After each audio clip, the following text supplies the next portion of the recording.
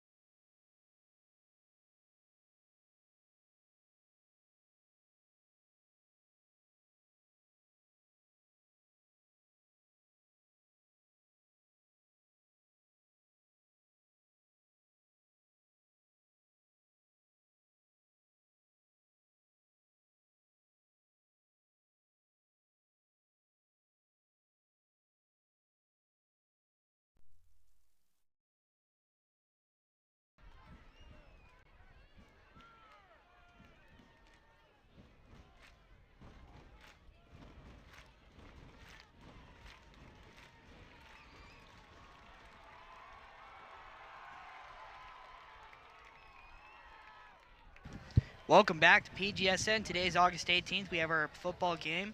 It is Pleasant Grove versus Weber. Weber won the coin flip, so they're going to start. We've got a big matchup here today. Two 6A teams coming up. Pleasant Grove won last week, and they will receive the kickoff here. They shut out Farmington 18-0. A little bit of a surprise to some of the Vikings fans, but a very welcome one nonetheless. Yes, yes. It was very, very, very great game last week.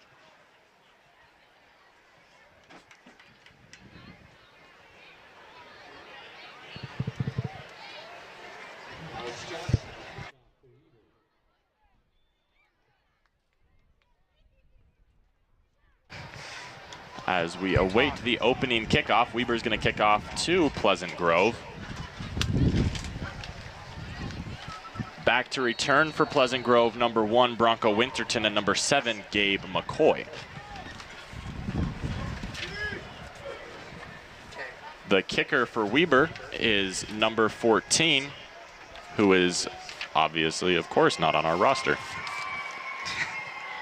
It's an unfortunate fate. Trying to do an onside kick, but they're going to get called for the offsides. Horribly drawn up. Half the team was past the 10-yard requirement before the kick was even made. So that should back them up 5 yards, and they'll redo the kick. Are they going to try an onside kick again, do you think? I don't think that's wise. I think sending the kicker back as far as possible is probably the best option, but you never know. I mean, it just didn't work last time. Obviously, Pleasant Grove's front line, the 6 men that are up there are going to be on their toes now, just waiting to make a play if it needs to be made. So I will be shocked if they redo it.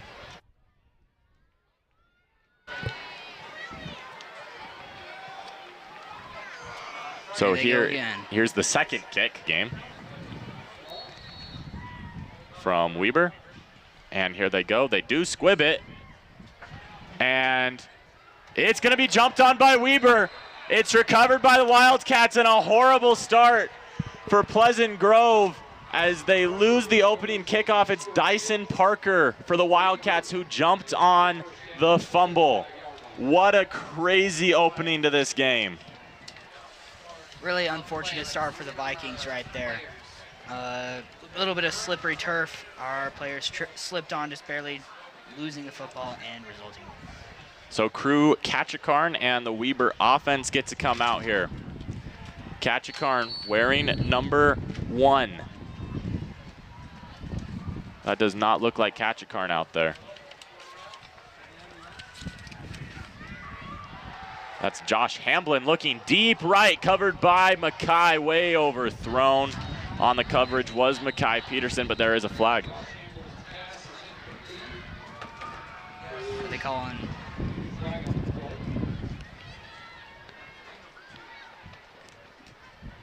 I didn't see any grabbing on Pleasant Grove's end. It shouldn't be a pass interference. I think it would have to be a holding. The pass was uncatchable. Unplug it and plug it back in. It is a holding on Pleasant Grove. So it's likely Mackay Peterson who gets chalked up to that one. And Weber's already at the 25. Dang. So in a way relatively similar to how Pleasant Grove opened up the game last week is how Weber's opening up the game this week. We're 9 seconds into this game and they're on the doorstep.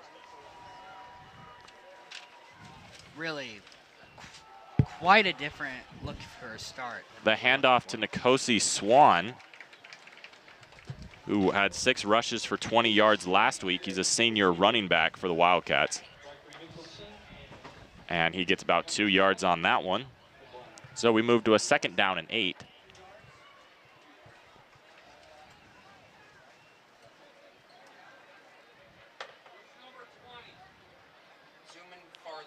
As it remains Josh Hamblin in at quarterback. I do not know why Crew Ketchikarn is not in. He played the majority of the game last week, but they give Hamblin the ball here. Is he injured? Could be. Hamblin hands off to Swan, and he gets rocked at the 25, at the 20, excuse me, but he keeps the ball. So it's going to be a 3rd down and 4 for Weber. Quite a rough tackle there, right on Parker, right? I believe it is. No, it was it is- Swain, gosh, excuse me. There's 3 number 2s on their team. There is 3 number 2s. I was like looking at the third one, and it wasn't. It was Swain. Swain. Nkosi Swain. They got two on the right. Remains Hamlin in the backfield. They'll hand it off for a 3rd straight play.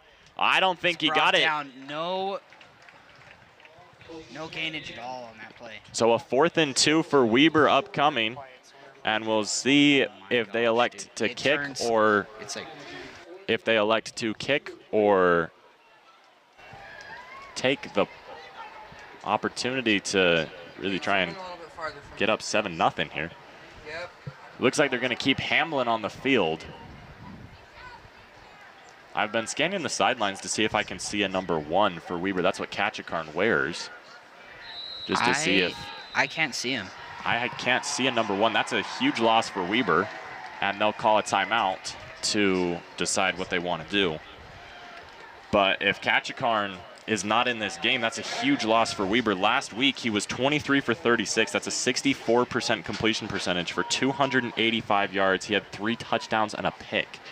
We mentioned in the pregame show he did have 2 fumbles that you might be able to chalk up the loss to him, but that's really what you can chalk up Weber being in the game for as well, was Ketchikarn's stellar play. Will you zoom in on the huddle, please? Huddle. So we'll see where he goes. His main wideout last week was Ian Elmore, who wears number 4, who had 7 catches for 94 yards and a touchdown. And Elmore, I believe, is who they were targeting on the opening play that was called for a holding on Makai Peterson. No, you keep. So if there is no Ketchikarn, it looks think like they're going to go for a field goal? it looks like it is going to be the kicking team. I don't see. Oh, there he is. There's Hamlin. So it looks like they're going for a 4th and 2. Man in motion, coming behind the line. Hamlin 2 receivers to the right. takes a snap. It's going to be. He's going to Swain. keep it. And there was a he's man brought on down. that. Flag on the play. It looks like it's probably going to be a face mask if I had to guess, but that was number 20 for Pleasant Grove on the tackle. Not listed. He's not on our roster. Last year that would have been Jaden Wright, but he's now at Utah State playing football. Yep, you're good. It is going to be a face mask on him. So an unfortunate turn of events for Pleasant Grove, as what should have been a stop turns into another opportunity for Weber, 1st and goal.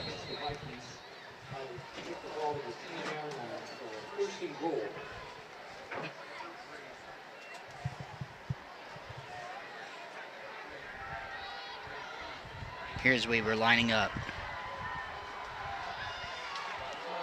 Still have Hamlin running. Brought down. The down markers aren't even up right now. What is? It's a 2nd and goal. So they don't need the markers. It was Trevor Braby on the face mask last time, is what I'm being told from the people next to us. You can zoom out a little bit. So a 2nd down and goal for Weber. You can zoom out. Hamlin in the backfield with Swain to his right. 1 man out wide left and then 2 people on top of each other on the right side. It's going to go to Swain, and he gets rocked. The Vikings' stellar defense, that was Bronco Winterton and Riker Mickelson combining for that tackle, are keeping Weber at bay. 3rd down and goal here. Absolutely amazing defensive performances from Riker Mickelson. Seeing like his productivity on the field, you know, translating from his experience from the basketball team his freshman year and his football season sophomore year, but he got injured right before basketball sophomore year. Yeah, he's been huge for Pleasant Grove, and hopefully he can continue to be huge for Pleasant Grove as we go throughout the season. Hamlin takes a snap, looks right, play action, fade, and he did not throw it to the right guy. There's a flag thrown. Peterson picked him off. A ref threw a flag. I don't know if that should have been a penalty. That was Braylon Parker for Weber, who was trying to break back towards the quarterback. Mackay was holding him a little bit, so you could see the jersey pulled as he was breaking back. But Mackay allowed him to break back, letting go when he needed to. So I don't think that should have been a flag there, but Weber's going to get a second chance. Or in this drive, it's their fourth chance, really. They've gotten a couple breaks. I won't call them lucky breaks, but... What even happened? Did they even announce what happened? It was a holding on Mackay. It was holding? It was Okay. it's the second holding of the drive for him. I'm not sure either of them should have been called. Might But need to relax a little bit. Sometimes you get a little bit too trying to play it absolutely super intense, and it might not be the best decision for them. there's a different guy in the backfield to go Wildcat to... Touchdown for Weber. It looks like he's just short. No signal's been made yet. Probably the 1 yard line, I'm looking. Maybe even inches And they're away. calling him short. Short. That was Tyler Payne who's listed as a middle linebacker or tight end, who had the opportunity at a rushing touchdown, and he just didn't quite make it. So it's going to be 4th and inches. Pleasant Grove's defense is going to be held up to it. They're going to go for it. I mean, why would they? with Hamblin. There's 4 people in the backfield. Goes to Swain. Did he get it? He's the brought pile down behind. looks like it went back. Vikings get a stop. What an amazing performance by the Vikings defense this game. Bronco running back to the team celebrating. That's the Pleasant Grove defense we love to see. Mackay with a couple bad holding calls on that drive. Vikings rebound nicely. Allow no points. No harm, no foul. Vikings offense takes the field. Jack, tell us a little bit about Pleasant Grove's starting quarterback here. Carson Rasmussen. We have him, second start of the season. Second start for Pleasant Grove. Yep. He came in, transferred from Corner Canyon last year, joined the basketball team, became our star point guard as a sophomore. Now he's a junior on the football team, and he's putting in the work. Kind of talked over that play a little bit, but it was James Clark. He was brought down right at the 1 yard I line. believe that was Aiden Franson. It was for Aiden Franson. Aiden Franson, the PGSN player of the game last week. I thought it was 11. Maybe it was 12. Franson comes off the field here. Rasmussen is going to be in shotgun with a running back to his right hip, Matt Morris. As Carson's going to keep it himself. He's going to run it. We saw him do a lot of that during Farmington's game, and that's what ended up leading us to a win, honestly. It's a good gain for Carson to kind of give the Vikings a little bit of breathing room. You know, really nothing but a bad snap is going to keep Pleasant Grove from getting a safety here. As the 3 men out wide are Mackay Peterson, James Clark, and I believe Sean Cottle. The snap, they're going to hand it off, and it's a first down, and there's a flag. That's going to be a face mask on Weber. So that should give Pleasant Grove 15 more yards, and that'll move them up to the 29-yard line. So Pleasant Grove's offense moving the ball now. Do you know what a face mask violation origins from? Like what happens No. to make it happen? What happens? I have no idea. I was asking. I thought you were leading into I something. was asking, and I was mostly going to ask, tell our audience, but to be honest, we both don't know. But something happens, they call it a face mask. Oh, you mean like why the penalty gets called? Yeah, It's when they grab when they grab it. the face mask, yeah. You can palm the face mask, so you can have your hand flat against it, but the second your fingers curl to grab that face mask, that's when they'll throw the flag. All right. Carson going to throw right. Sidearm. Caught by Tanner Blake. Vikings moving the ball well. Maybe, yeah, it was Tanner Blake. So 26-yard line. Sean Cottle, James Clark, and Bronco Winterton are in trips out wide to the left. Carson's alone in the backfield. Taking the snap, looking left, throwing left, and it's almost picked off but caught. Sean Cottle to the 35. Just missing the interception for Weber was Chris Carpenter. He read that play like a book and just couldn't pull through. Couldn't get it. Sean, I'm talking to him last week. He was very proud of the performance they had against Farmington, but he did want a little bit more action, so he's putting in the work this game. They're going to run it. To Franson. He's brought down. about a gain of 3 yards there. So Sean Cottle was expected to be the Vikings' #1 receiver coming into this year. Last game, he had 1 catch for 5 yards. He's already beaten that total today, although it was almost an interception. Yeah, let's not count him out. I mean, it was a great Viking win, and I think that Sean Cottle, it wasn't his best game, but I think that he's not counted out for the season. He's alone here. It looks like he's going to be one-on-one. We'll see if the Vikings try and test that. Carson is going to take it himself. He's going to run it. Sean gets a key block on that outside edge as Carson gets out to the 37. Out of bounds. So if we can watch that play back over one more time, you'll see Cottle on the left side of the field. You'll see him get a key block for Carson looking back, and that's just something huge that you're not going to see in the stat sheet, but that's something that's just huge. It's an extra 10 or 15 yards for this Pleasant Grove team, and the refs are going to blow that play dead. The chains weren't set. The chains are... Or maybe it's a timeout. Timeout called Pleasant Grove, maybe Weber. Probably Pleasant Grove. There's 4:54 remaining in the first quarter. We'll take a break while they take a break.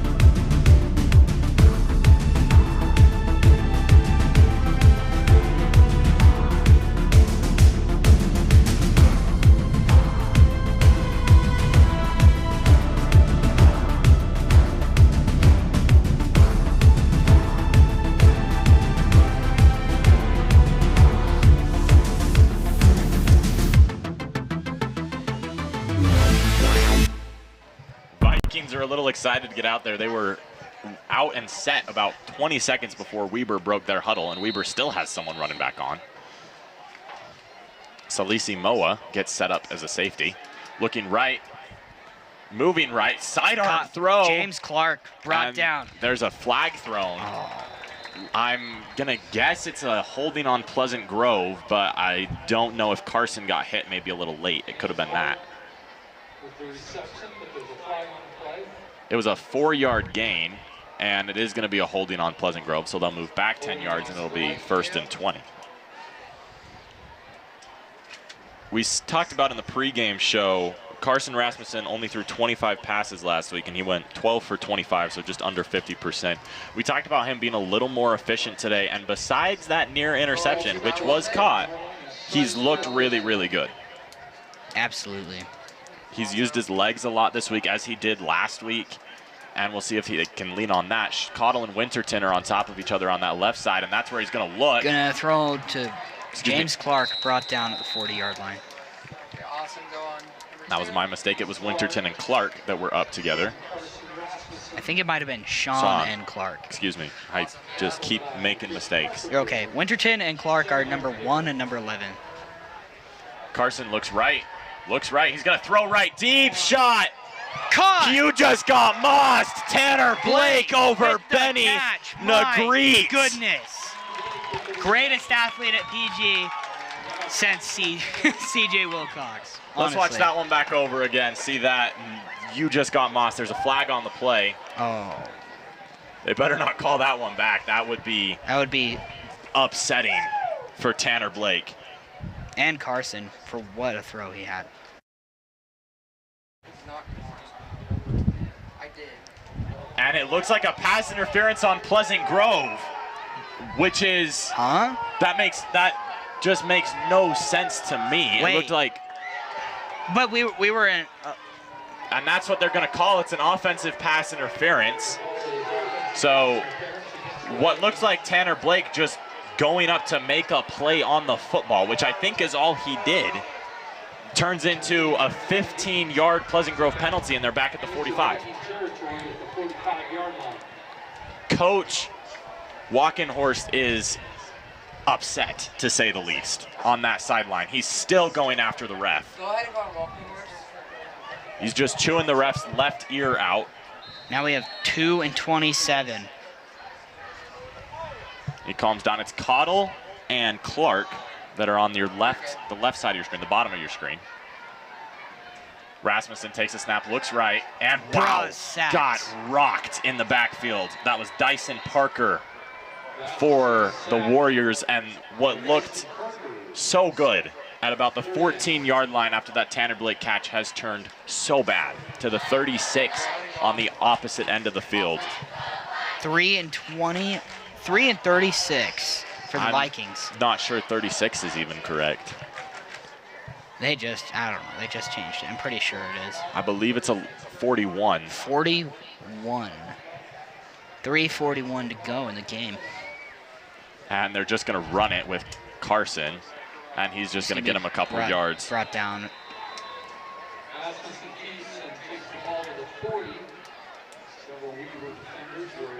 So Pleasant Grove is obviously going to punt this football.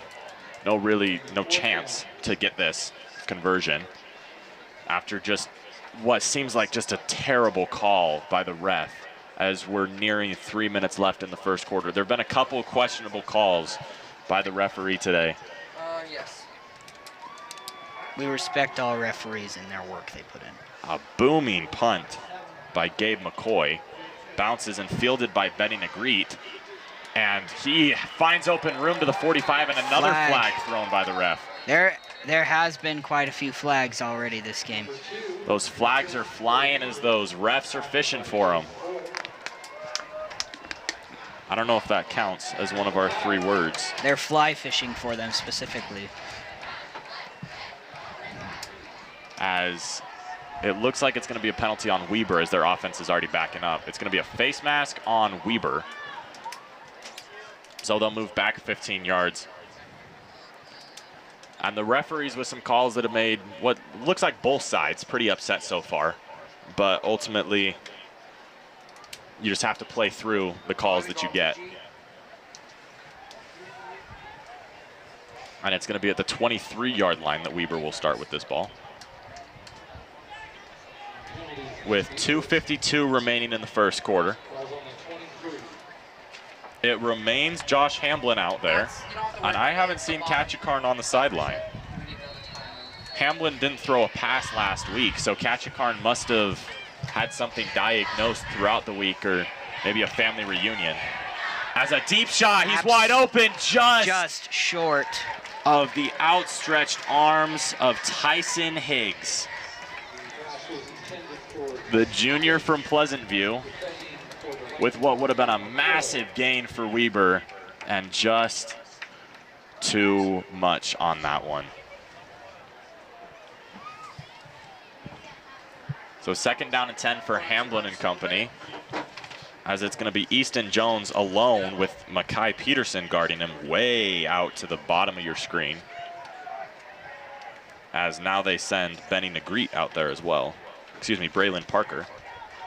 There's 3 number 2s on Weber, and they'll call a timeout now.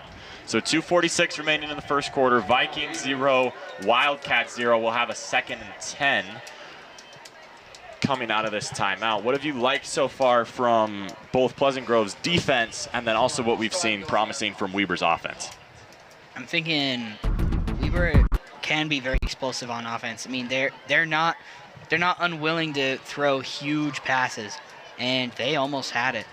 And their ability to do running plays and gain yards over time is an underrated ability. And if they can get a breakaway, then that's an immediate touchdown for them. But Pleasant Grove's defense has been extremely good this game. This season. Even. They were 4 inches away from having a touchdown, and Pleasant Grove brought them down for the turnover. Yeah, after a couple second chances for Weber, Pleasant Grove's defense came up clutch. As it's going to be Hamblin in the backfield for the 2nd and 10. 2:46 remaining in the first quarter. 1 timeout left. Oh, it says 0 timeouts left for Weber. I think they've used all of them. Pleasant Grove still has all 3. Blitz, and he gets caught off the edge, but they missed a man. Brought down. They sent Matyra Brown on the blitz. Excuse me, they sent Riker Mickelson on the blitz, and it was Matyra Brown who brought him down. So the Vikings defense makes it a 3rd and 10 after an incomplete pass just outside of the outstretched arms. And then a no gain on a rush. They're going to have 4 out wide.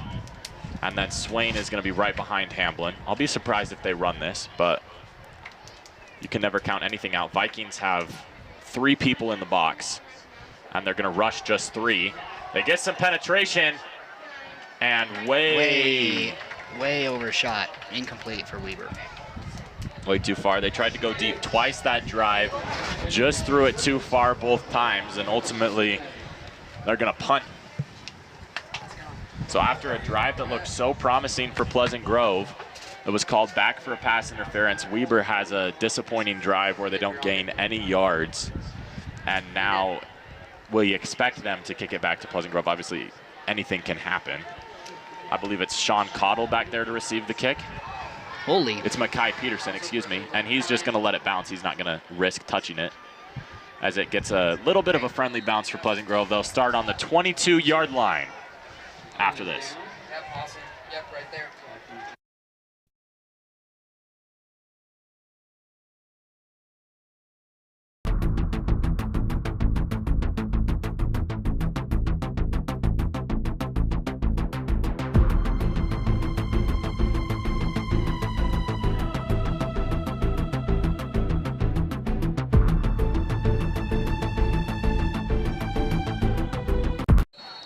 So Carson with Franson in the backfield. We've only seen Franson run a couple times today after he was heavily used last time. It's going to be Carson who takes off, design quarterback run, makes a man miss, and gets slammed down. First down, though. Slammed down at the He doesn't have any school, so hopefully he can sleep that one off. Get that recovery run. As there's a whistle blown. Weber doesn't have any more timeouts, to my knowledge. And it makes no sense for Pleasant Grove to call one here. The scoreboard has gone out again. It went out That is the pregame, second time, yeah. It's all back on. Oh. Actually, our scoreboard is hardwired from here all the way under the field. So if something goes wrong, then it's like under the field. 1:42 remaining as Franson will get about 1 yard on that play. So Franson last week, 18 rushes for 63 yards, but he scored 2 of the Vikings' 3 touchdowns and won the prestigious award of PGSN Player of the Week. Highly coveted. Highly coveted. Highly coveted for the plaque that they will receive eventually. Eventually. We're working. There's trips to the left, 1 man to the right, and then Franson on the left hip of Rasmussen. Rasmussen's going to look right. Flushed out of the pocket. Stayed on his feet for a little bit, but a loss of 3 yards on the sack as we're under a minute left in the first quarter. Vikings are probably going to run this down to the very last second to snap it and have it be the last play of the quarter. Vikings student section very full. It's a blackout, and we as the commentators are all blacked out as well. Absolutely. We're looking mighty fancy. The whole student section always looks better when they're coordinated, and today they're coordinated very, very well. I don't see anyone wearing what they shouldn't be. A screen pass to Franson, and he fumbles it, and it's going to be jumped on by the Wildcats. It's Devin Nielsen, the safety, who recovers it, and it's a turnover for Pleasant Grove. Zoom out a little bit. So Franson had what looked like some green grass in front of him, and just ultimately just bobbled the ball. Yeah, I mean, if we look back at that play, it was a lot of confusion. There were players turned around, couldn't see the pass, threw it to Franson, who's the only one who was looking at Carson. As there's an injured player on the Vikings sideline for the Wildcats. Zoom out a little bit for me.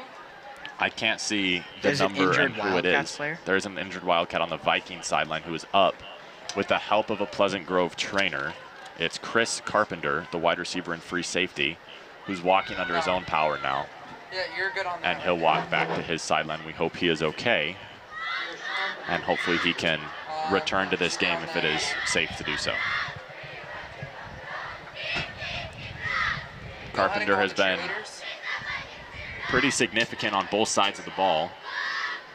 Playing safety for defense and then a wide receiver for Hamblin in the offense, who take the field now.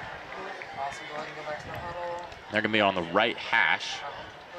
Pleasant Grove just forced a punt and had a 3rd and 11 and then have turned the ball over. So Weber has their second opportunity with a great chance to score. 15.1 seconds remaining in the first quarter. Go ahead and go a little bit to the right. Hamblin, the sophomore, getting his first start of the season. Takes the snap. He's going to hand it. Oh, play action. Almost got hit as he throws. And almost intercepted by the Vikings. Incomplete. Gabe McCoy and Bronco Winterton might have. It was in Gabe McCoy's hands. Bronco Winterton might have a pass breakup on maybe his own player. But the Vikings are probably just happy that that ball hit the turf. And it'll be 2nd and 10. 8.7 remaining in the first quarter.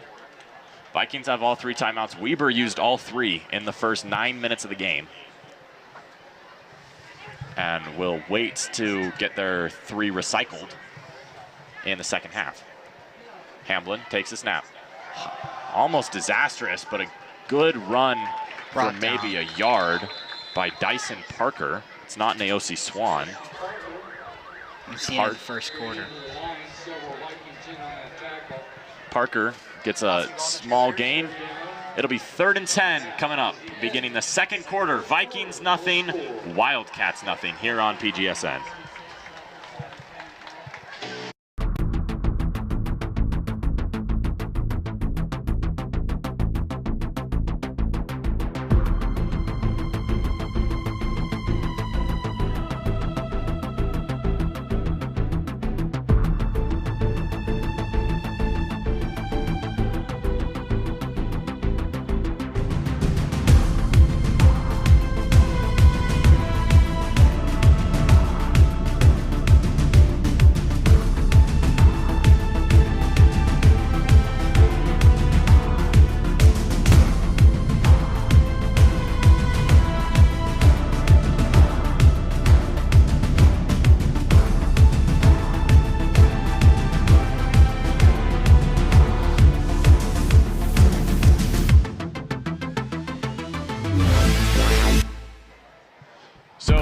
Welcome to the second quarter. Vikings against the Wildcats. It's still 0-0.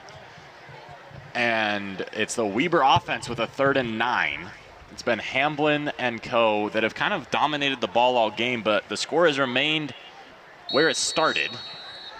So a whole clean slate. We'll just play 3 quarters now as they start on the 35-yard line. Swain is in backfield. Vikings show rush, and they rush. And a good shoestring tackle by Sean Cottle on wide receiver Tyson Higgs. What a great jinx we just had there. So it's going to be 4th and 3. It looks like they're going to keep the offense on the field. Vikings rushed 6 on that play. It was really just that shoestring tackle that saved them from a first down and maybe more. Looks like it's Gabe McCoy one-on-one against that same guy. Higgs on that left side. And then it's not Swain in the backfield, it's Dyson Parker here.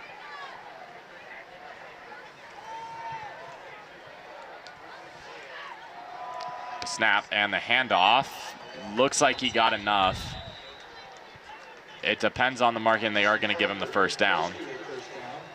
So a 1st and 10 at the 25-yard line. Weber with their second chance to score. Their first time was the first drive of the game after they recovered a squib kick, onside kick, whichever you prefer to call it. It was a little deeper than an onside kick. And they got to the inches away from the goal line, and Pleasant Grove's defense stopped them on a 4th and goal. Here's Hamblin in shotgun. One run receiver on either side. Takes the snap. It's going to be a handoff. Gap filled, and the tackle made. For Pleasant Grove, that was Trevin Gates, who read the play, filled the hole, and made the tackle. As Parker fell forward for about 2 yards. So it's going to be a 2nd down and 8. 2nd down and 9 is what it'll be called on the scoreboard. 10:20 remaining in the second quarter and the first half.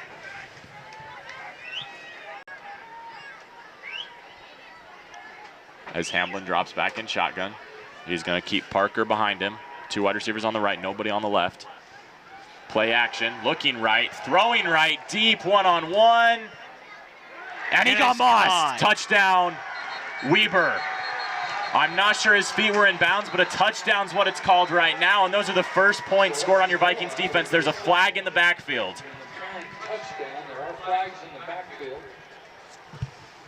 If it's a holding, that'll take the touchdown back. If it's on Pleasant Grove, they'll decline it. And they're making a holding signal. The ref is. And that'll be a 5-yard penalty. I believe it's 10. 10-yard. And it is a holding on Weber, so the touchdown is taken back. And it is going to be a 10-yard penalty. So both teams with big plays, big highlight plays, with wide receivers mossing corners get called back by penalty. Awesome, go ahead and go steady. So 2nd down and 19, as that's got to be so demoralizing for Weber. You're just a little shaky, so. As here's Hamblin taking the snap. They're going to hand it off. And wrapped up by the defensive line. If I saw correctly, that was Trevin Gates and Miles Williams were the 2 big guys in on that tackle on Parker. We haven't seen much of Nkosi Swain. We saw him a lot in the first drive, and we haven't seen him much in the second, third, and fourth drive. So the 2 big contributors for Weber last week, Nkosi Swain and their quarterback, Crew Kachakarn, both not playing as much as we expected them to today. Have we spotted Crew on the sidelines for Weber? I have not seen a number 1 jersey over there. So as Hamblin gets rushed, and it's intercepted. Intercepted by Sean Greengrass Cottle. in front of him. Sean Cottle. Sean Cottle to the 40, 35. Can he get in? Brought down at the 20-yard line. Hamblin got rushed. He had 4 Vikings in his face. Overthrew his man. Sean Cottle read it perfectly, returned it all the way to the 20. What a big, big play for that Viking defense. Awesome, zoom out a little bit. Cutting on offense. So a big twing of events for the Viking defense I saved it. Just do it. as Sean Cottle with possibly his biggest reception of the season so far, and it came on to end. Hey, do you have And then he ran like 60 yards. And he was sprinting. Gabe McCoy's getting looked at by a trainer. Looks like cramps down on the sideline. We As almost the had Vikings. Mekhi Peterson blocking for him, brought down.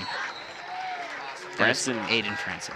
Franson with about 8 yards on that play. You were telling me earlier, Jack, there was a play last week where Franson looked like he could have, if he could have just made one man miss, he would have been gone. Similar to what he found today. Franson, a senior, 5'10". Wow, can you believe that turn of events? From a touchdown for Weber to an interception brought down to the 19-yard line for the Vikings. And now the Vikings are in the red zone on the 14-yard line. Rasmussen with Franson on his right hip. Excuse me, not Franson. That's Matt Morris. I don't think that's Matt Morris. It was 22. But Matt Morris is a tackle. Our rosters are unclear. Like, literally, I have no idea what's wrong with our roster. Says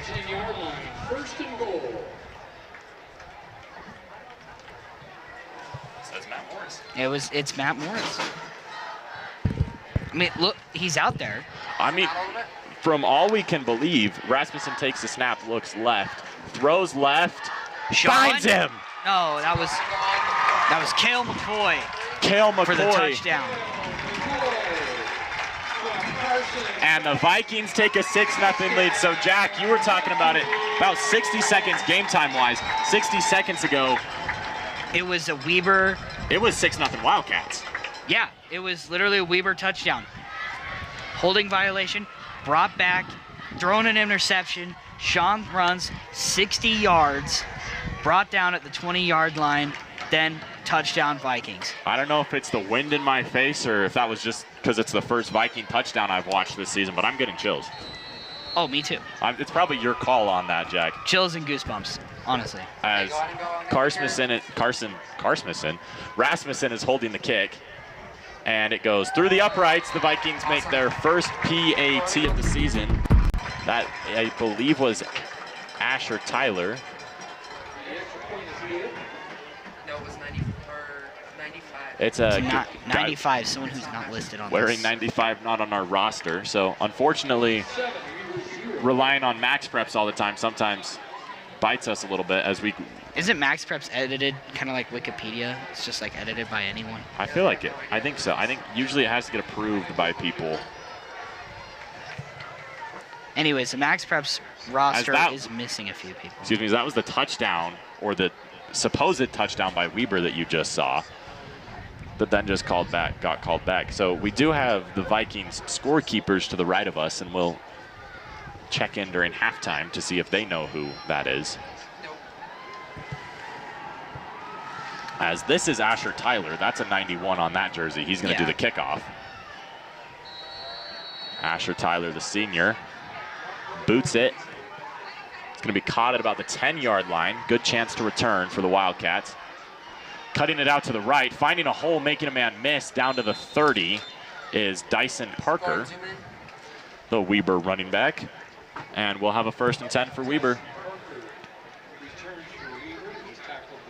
So just, I know we've talked about it already, but I want to rehash just, it was almost 7-0 Weber.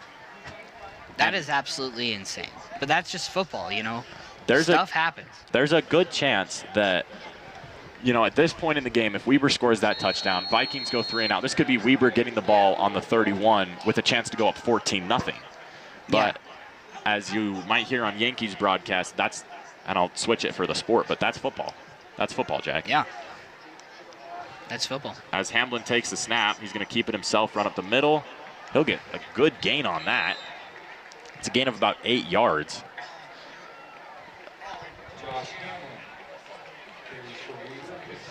As there was a Viking quickly. It's the in the Warriors, backfield not on the that play. Wildcats. I apologize. It's the Weber Warriors, not the Weber Wildcats. He's thinking of East High in my High School Musical. That is so funny. Anyways, I may or may not have watched that last night, so. we try to bring the best. Oh my goodness. Gabe McCoy almost just ripped that from him. And we'll watch that one more time. Doing it in slow-mo here. Now, watch. The catch was made. Gabe McCoy jumps freaking. So I don't know what's more impressive, Gabe McCoy getting up there and giving himself a shot, or Tyson Higgs coming down with that. Because the Vikings had to play similar in the game where they threw an out route that was bid on quickly by the corner. It should have been an interception, but luckily it fell into the hands of Sean Cottle. And maybe that's, you know, Weber's lucky break, which it seems like they've had a few of them. But at the 39, they go with the Wildcat formation again, and met in the backfield. Down. That was Tyler Payne, who just kept running to the sideline, hoping to find just a place to turn the ball upfield, and ends up losing yards. So 5:50 remaining in the first half. Weber will receive the second half kickoff. As a quick shout out to Levi Bezant for hustling off the field, keeping the Vikings away from a penalty, keeping it in shotgun, way deep. Oh, they're punting. That makes more sense. As that kick goes straight out of bounds. That's not the same punter they used earlier. The punter from the first kick was Chris Carpenter, so. Is that Dallin Dickerson out there? That might be Dallin Dickerson. I saw my man Hangsta Gangsta down there filming. We don't have Jared Ramirez down there. He's out at a family reunion? I think so. He's in California. He told me to shout him out. So, Jared, there's your shout out. Big shout out to Jared. Huge contributor to our highlight reels. I want a text from you, though, because you can't ask me to shout you out and then not be listening. So I need a text saying, like, I heard this, or like send me like a little kissy emoji. He should be watching the stream. Here's Rasmussen now with a running back on his right hip. Takes the snap. It's going to be a handoff.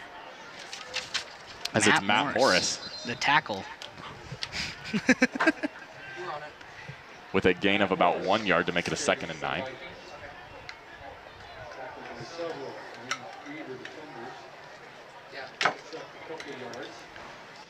So Rasmussen quickly runs to the sideline, quickly pivots and turns back to get the play in the huddle. 7-0. Vikings have outscored their opponents 25-0 so far this year after an 18-0 win against Farmington last week. Rasmussen takes the snap, looks left, quick throw left, good catch by Sean Cottle, and he fumbles. The Vikings' 3rd turnover of the game. And Sean looks a little beaten up. Took him a while to get up, but he is up on his own power. And he might have been more on the floor out of frustration than being injured.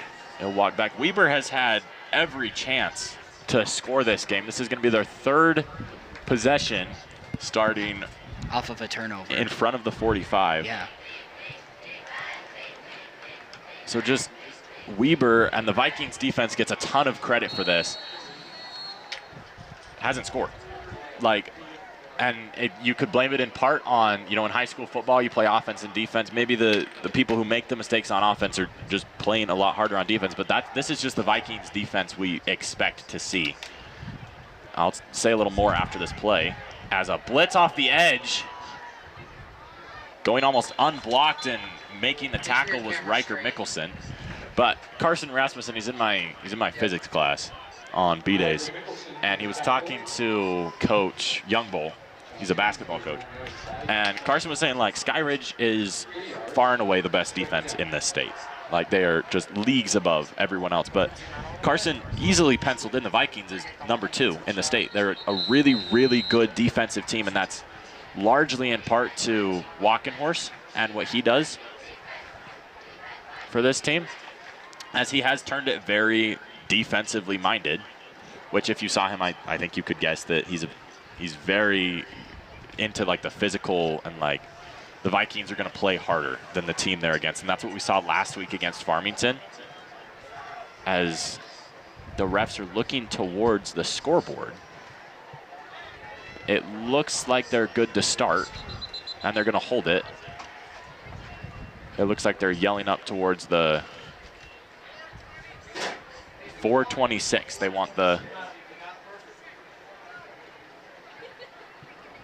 wanted the clock changed. So 4:26 remaining in the first half. And we're ready to play now, 2nd and 7.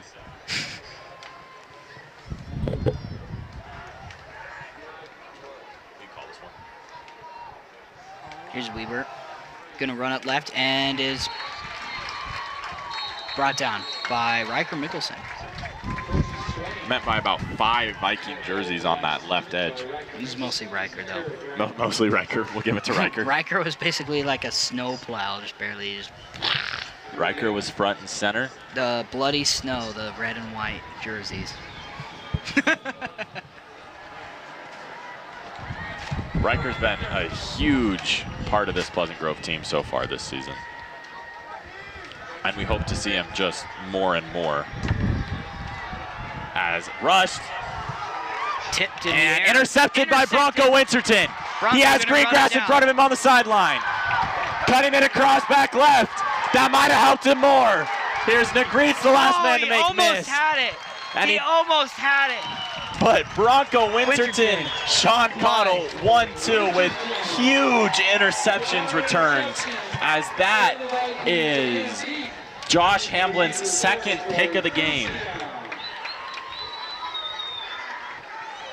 So coming into this game, we were talking about Kachakarn and how Kachakarn needs to. He threw 2 picks last game, right? He threw 1 pick. He fumbled twice. Yeah. So there were three Weber turnovers in their overtime loss last week, but this isn't Kachakarn. This is their second string.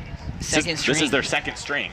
And all signs point to this being his 2nd string, as there was a penalty on the play. There was an ineligible receiver downfield. The Vikings obviously declined it so they could get the interception back. So just a huge swing of events. That's 3 turnovers for the Vikings in today's game, 2 turnovers for Weber, and the Vikings are up 7-0, so matching mistake for mistake, and Pleasant Grove has been able to capitalize. We'll see if they can do it here. Rasmussen takes the snap. There's a penalty. I believe it will be a legal motion. They had Riker Mickelson and Mackay Peterson both in motion when the ball was snapped. You're only allowed to have one man in motion.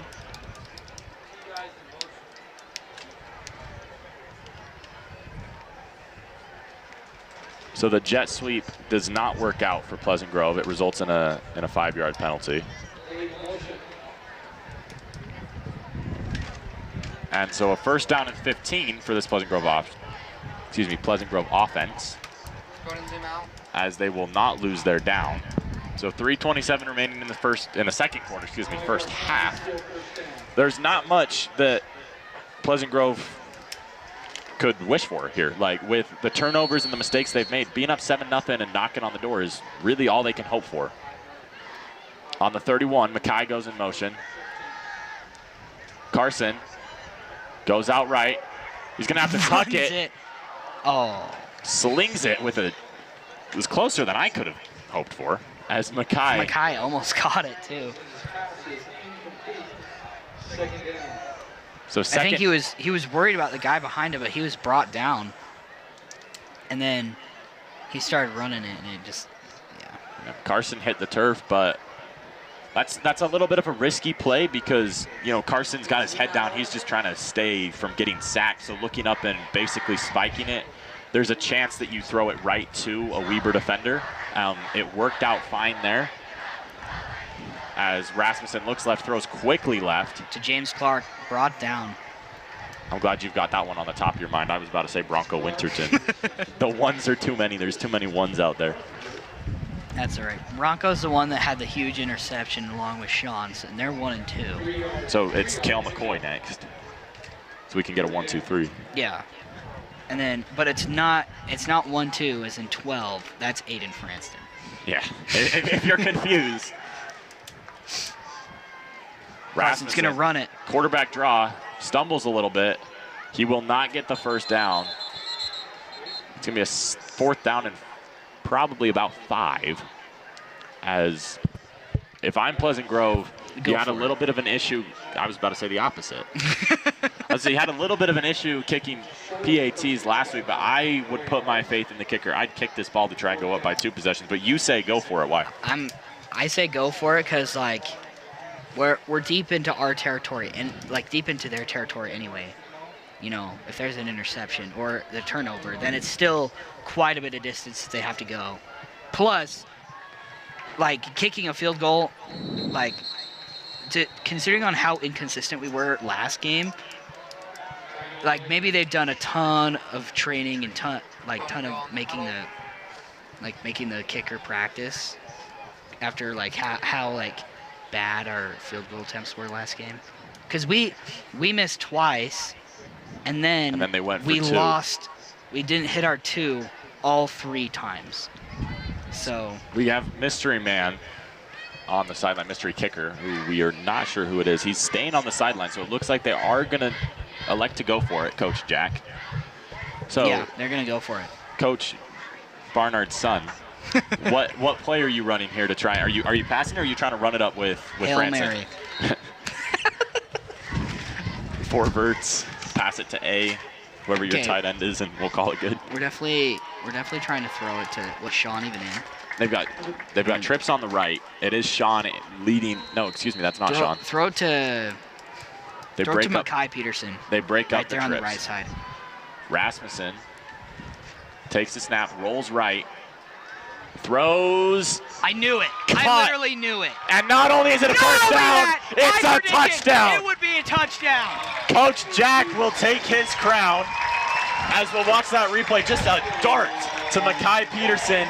Touchdown, Pleasant Grove. That's Mackay's first touchdown, I believe, of the season. It was Cale McCoy who scored the first one.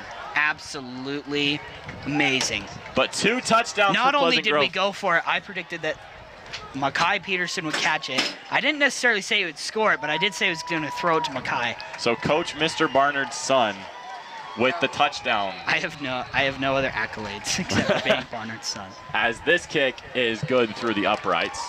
Not Not a 3-year PGSN veteran commentating football with Alan Judson.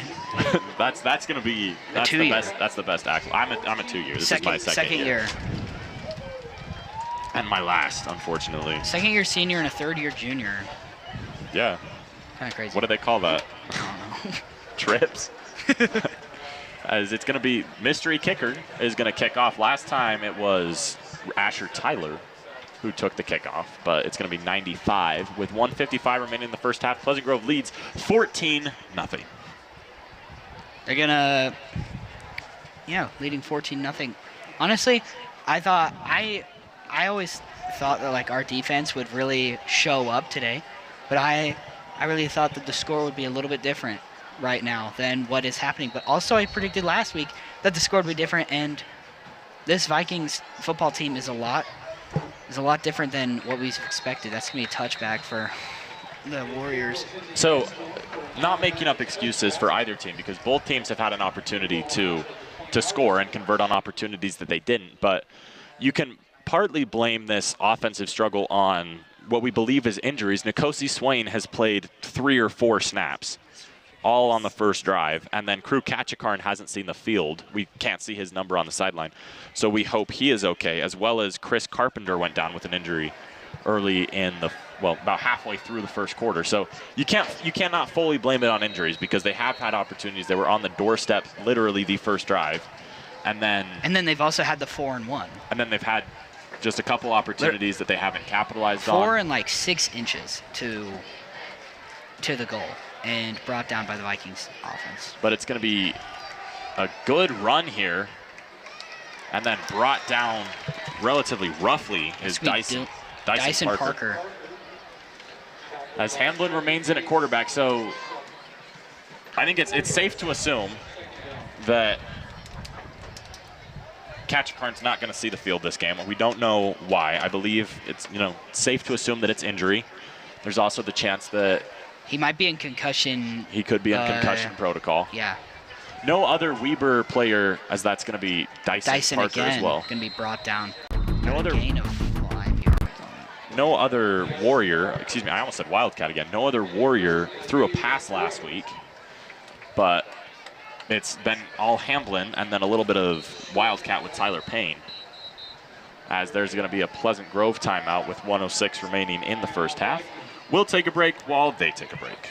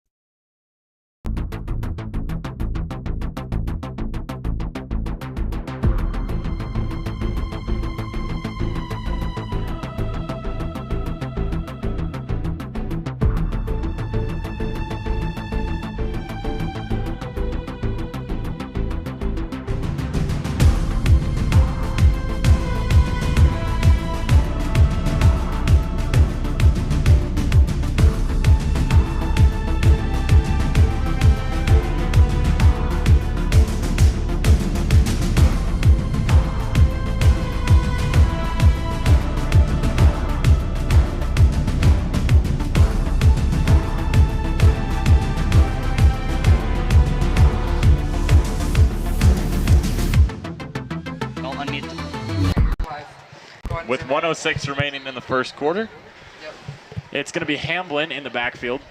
He's going to be alone, it looks like, as the refs are going to talk about something again. I don't know if it's an issue with the clock. Again, it doesn't. I don't think it is. Our scoreboard has had a few problems. But the ref on Pleasant Grove sideline is waving everyone back to where they were. I don't know if he was clarifying how many timeouts that Coach Walkenhorst had left. As the snap is taken, rolling out right is Hamblin. He's going to cut it upfield. He's got a couple men chasing him, and wow, he ran into a brick wall right there.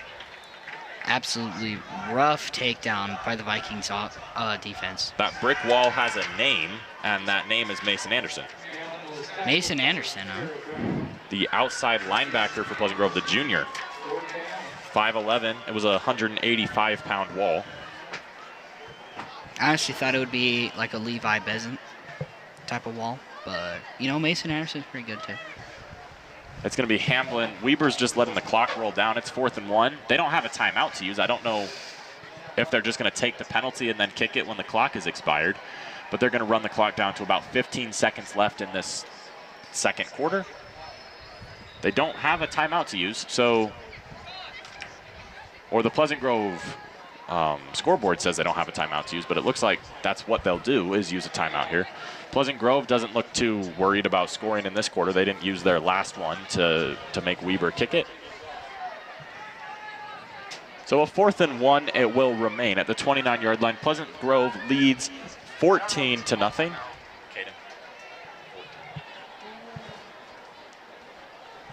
With 15 seconds on the dot remaining in this half. Pleasant Grove still has yet to let someone score on them. Yeah. I'm not sure how long they'll keep that up. Hopefully. We've had one fake out touchdown, which ended up 90 seconds later being a touchdown for the Vikings. For Pleasant Grove. 2 absolutely major interceptions by Bronco and Sean, both leading to our touchdowns. So Pleasant Grove will get the ball with 15 seconds left. I expect, of course, what I expect is almost never what they do, but I expect them to take a knee after they receive this punt, or what looks like it will be a punt. I expect them to take a knee and just go into halftime up 14-0. Now they will, even though Weber started off with the ball, it was a Pleasant Grove missed kick that gave them the ball back. Pleasant Grove just did not recover the kickoff. So Weber will start with the ball. There's 8.8 remaining. So if Pleasant Grove does decide to throw it deep or run a play, they've got one play. They do have a timeout, but really just one play, and I expect them to take a knee. Coach Jack was right last time. What does Coach Jack look at this? They're just going to take a knee. Like, really, there's no point. Like, they're up 14-0, and why risk injuring a player on the final play with 8 seconds left when you can just take a knee? So we're in agreement this time. We were in disagreement last time, and you were right. I'll admit that. I was wrong. And Carson's going to be in shotgun, so it doesn't look like a typical kneeling formation. As Carson takes the snap, he's going to roll out to the right. And they're going to launch it deep to Mackay and way out of bounds. And 2.7 remaining, so they'll get one more. Are they going to launch it this time, or are they going to take a knee? I don't know if we're the most reliable people to ask for that right now. You know what? I'm feeling a little fun. They're going to launch it one more time. Based off what they just did, I'm gonna say they're going to launch. I'm sure Coach Walkenhorst was like grabbing Carson's face mask in that huddle, and he said, if you throw an interception, the ghost of Nick Staffieri will come back and start the second half. As Franson takes the ball to about the 50 and will head into halftime. Vikings up 14-0. 2 major interception touchdowns for Pleasant Grove. Not pick sixes, but interceptions that led to both Pleasant Grove scores. Bronco Winterton, Sean Cottle. What have you seen? What player, I guess, has stuck out to you offensively so far? You know, Sean Cottle has done some good stuff. He did have a fumble, and he did almost have like another interception right before that. But he definitely has shown up, and so has Bronco. I think as far as those two on offense and defense, playing magnificent. We're going to talk a little more about that later in the half, but first, the Pleasant Grove varsity ballroom team is performing. We want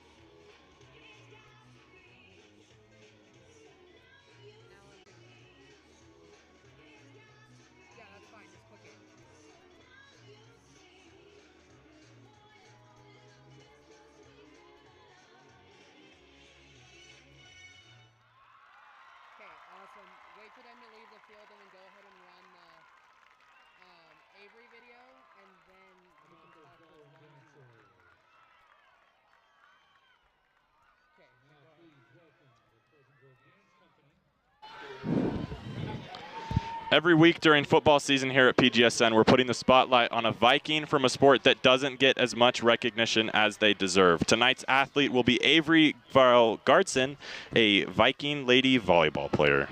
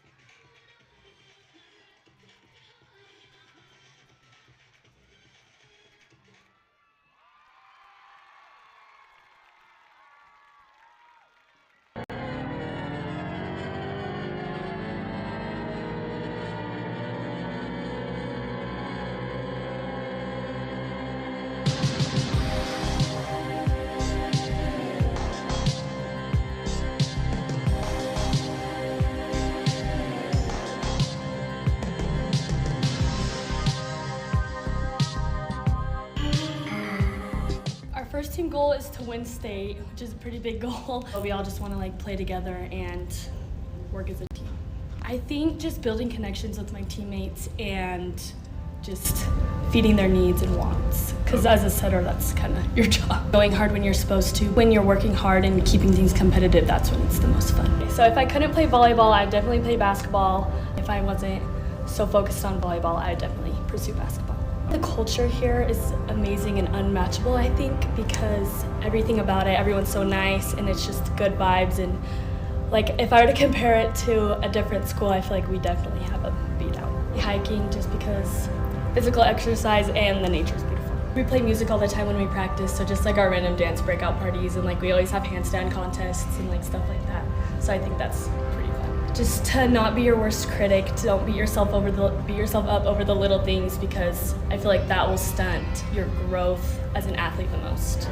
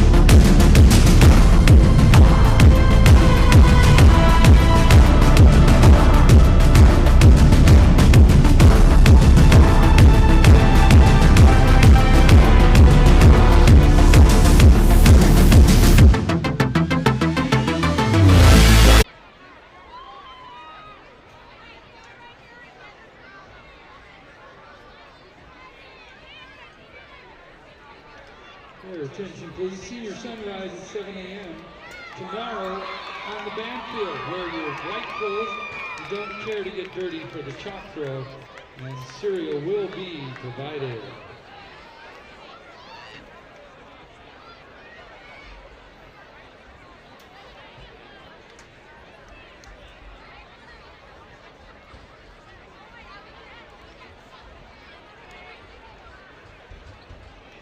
Also, there's a stomp right after the game, and it doesn't cost anything.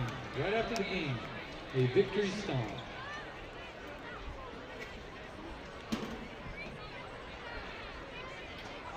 One time, and that was so cool. It's so pretty.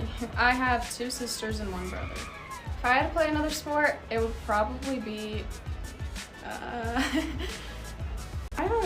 probably like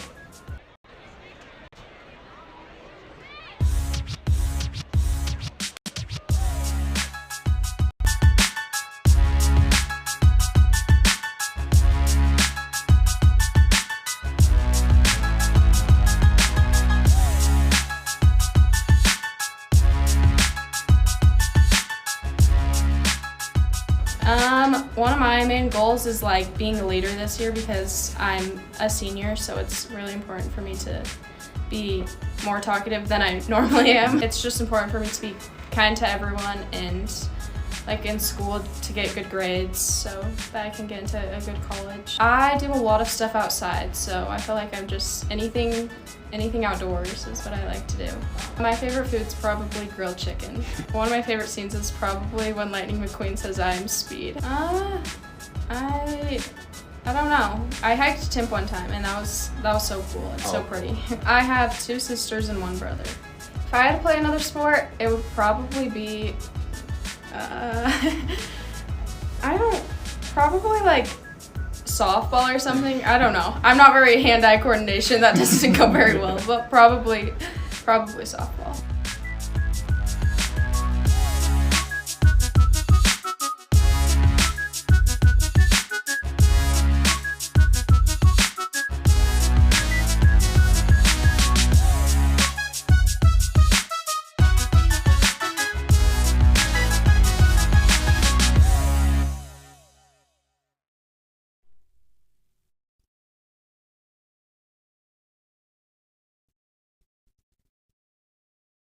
We got 4:15 remaining in halftime here. You just get to listen to me and Jack for the next couple minutes as we do a little PGSN halftime show.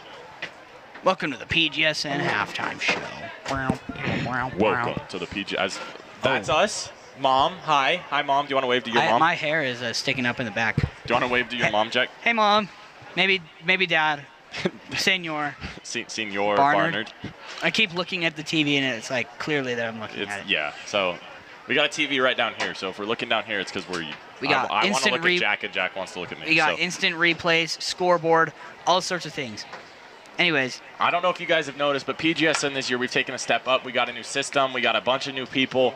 We're all super committed. We're hoping to bring you all a lot more this year than we brought you last year. So make sure to tune in throughout the year. I also wanted to apologize. I'm apologizing in person for calling them the Weber Wildcats for the whole first half. They're the Weber Warriors, and I do apologize. The Weber State Wildcats are the college, and then the Weber Warriors is this high school. And they looked really good today. A couple bad turnovers offensively, but really, it's all you could ask for with this Weber team staying in this game 14-0 with the way Carson's been playing. The only difference between Weber High School and Weber State is Damian Lillard went to Weber State. So just remember that. Okay.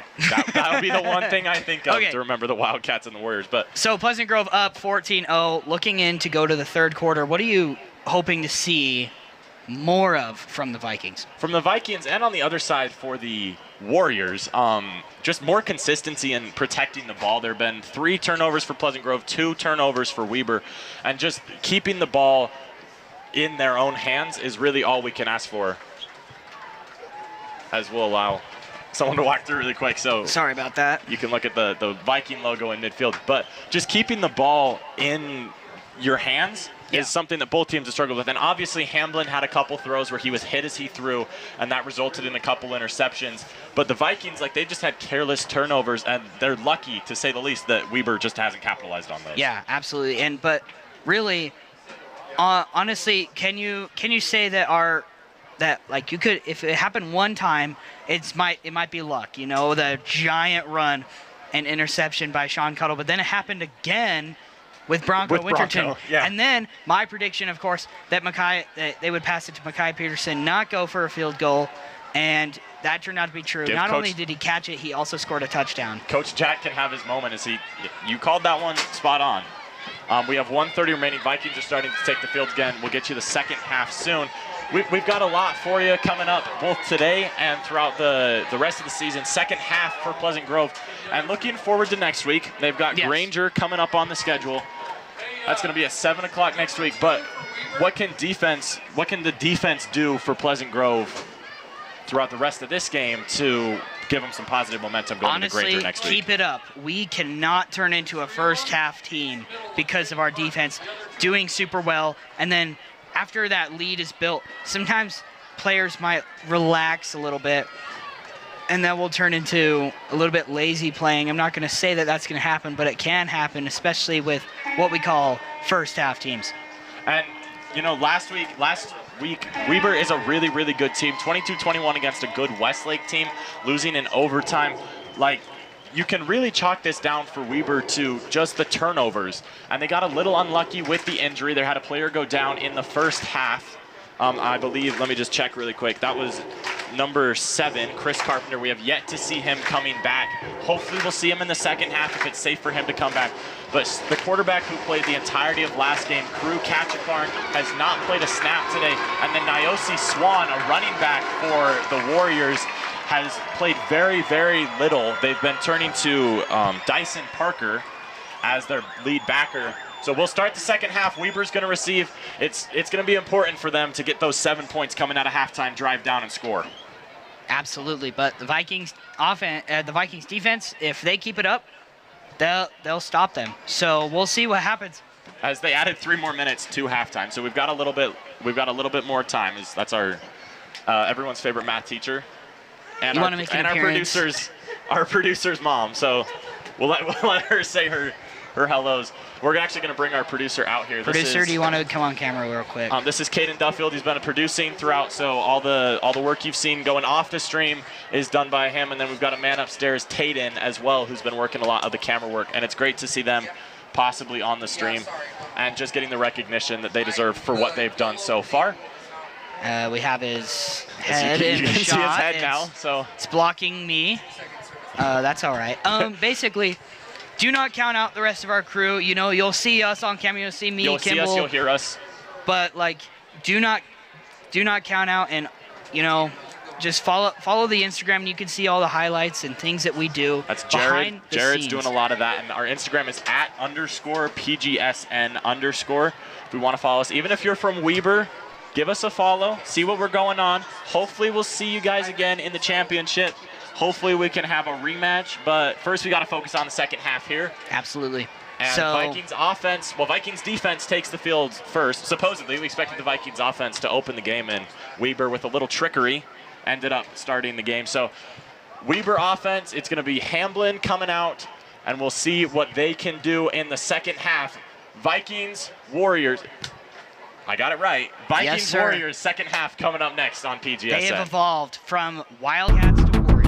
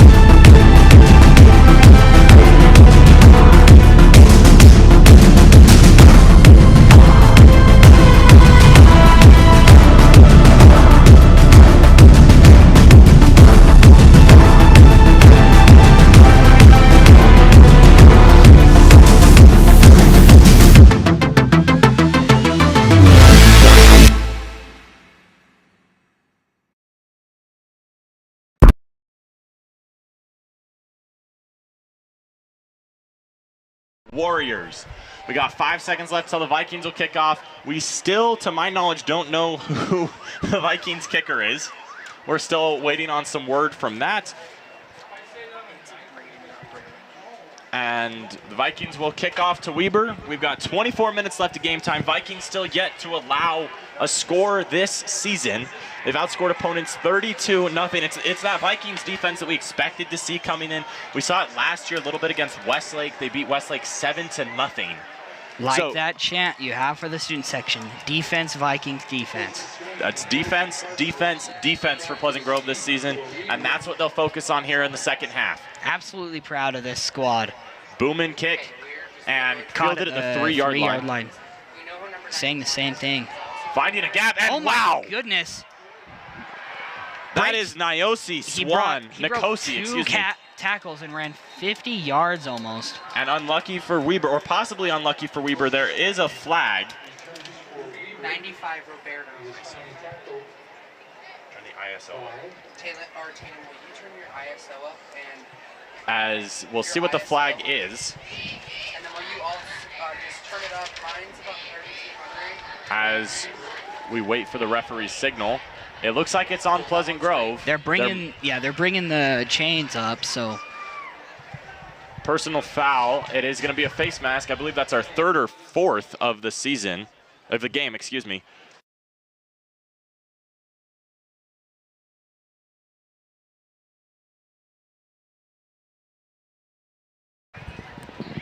So Hamblin in the backfield. He's going to have Swain behind him. As we just talked about him not playing much, he is in to open the second half. And they're going to give it to him. Going on the right on the sweep. He has room, and he's got the 10-5 touchdown. So I'll take all the blame for that announcer's jinx. The first point scored on Pleasant Grove this season, 14-6, 18 seconds for these Warriors to score the opening points of this half and of their first points of the game. To be honest, that is your fault for saying I'm not going to lie. Nikosi Swain, who had 20 yards on 6 rushes last week, has the first Weber touchdown of the game today. As they will attempt the PAT. We learned last week it's no gimme.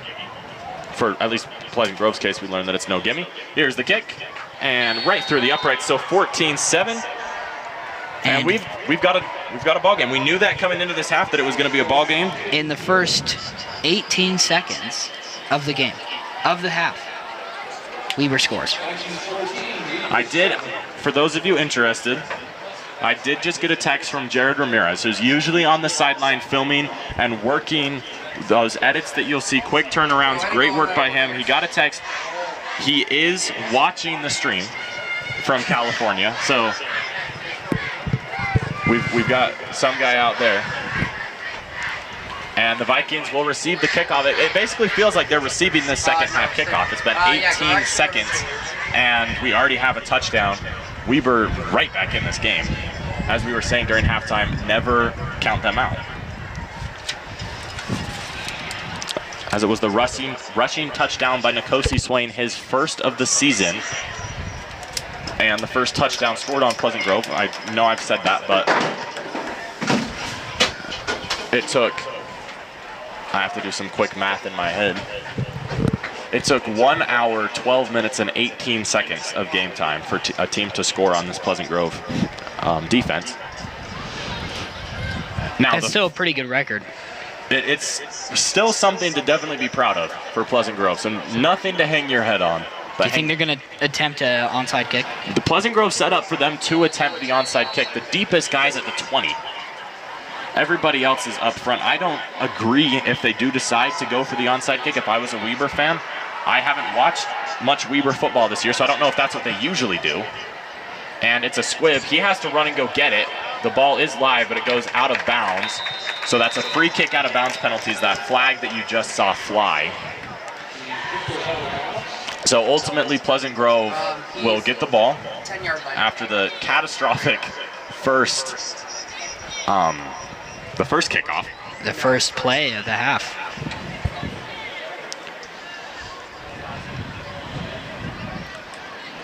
Number 17 on our list isn't named either. We have Hopefully we can get you some updates across the region. Timpview and Lone Peak. Timpview is a 5A powerhouse.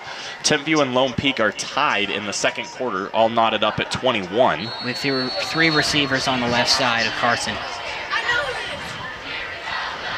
As it's going to be a gonna handoff run to through. Franson, and he gets smacked after a gain of about 4. I think that was Matt Morris, actually. It was Matt Morris, I apologize. That was Tyler Payne with a big hit for Weber. And there's nobody scoring the American Fort game, so we have no score update for you there.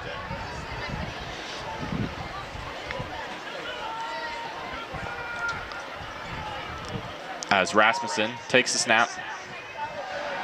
It's the same man, and he has a wide open field on the right, gets open grass, pushed out of bounds at the 38, maybe a little late, but no flag thrown, as it's Matt Morris. Some more updates from around the region as Pleasant Grove quickly goes hurry up. Lehigh is up 14-0 on Desert Hills. Where's Desert Hills? They are a 5A school, I believe. I believe that is a Mario Kart track from Mario Kart Wii. And rocked. Absolutely brought down. That was James Clark. That's the second time they've tried that quick out route, Pleasant Grove has, and both times the corners jumped on it. The first time the corner was fast enough, he got his hands on it and then tipped right into a Viking receiver's hands, and then that second time it was just a big hit. Skyridge is up on East 21-3 at half. We have a lineup. We have Mackay Peterson on the right. And then trips out to the left side for Rasmussen.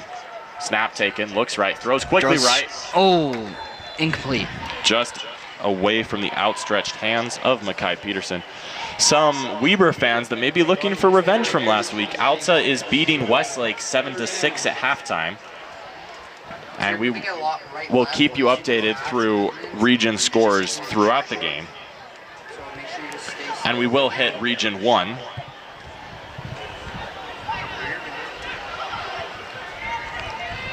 For the Weber fans, as Rasmussen looks left, it looks like he wanted to go deep. Gets and he breaks the tackle. And he's going to step out of bounds. That and then might have shoved. been a late hit. No flag thrown. That's the second time we might have thought that, but we do not have a great view of that. Of that side. It did look like he did step out of bounds before he was pushed, but the refs were obviously a lot closer than we are, so.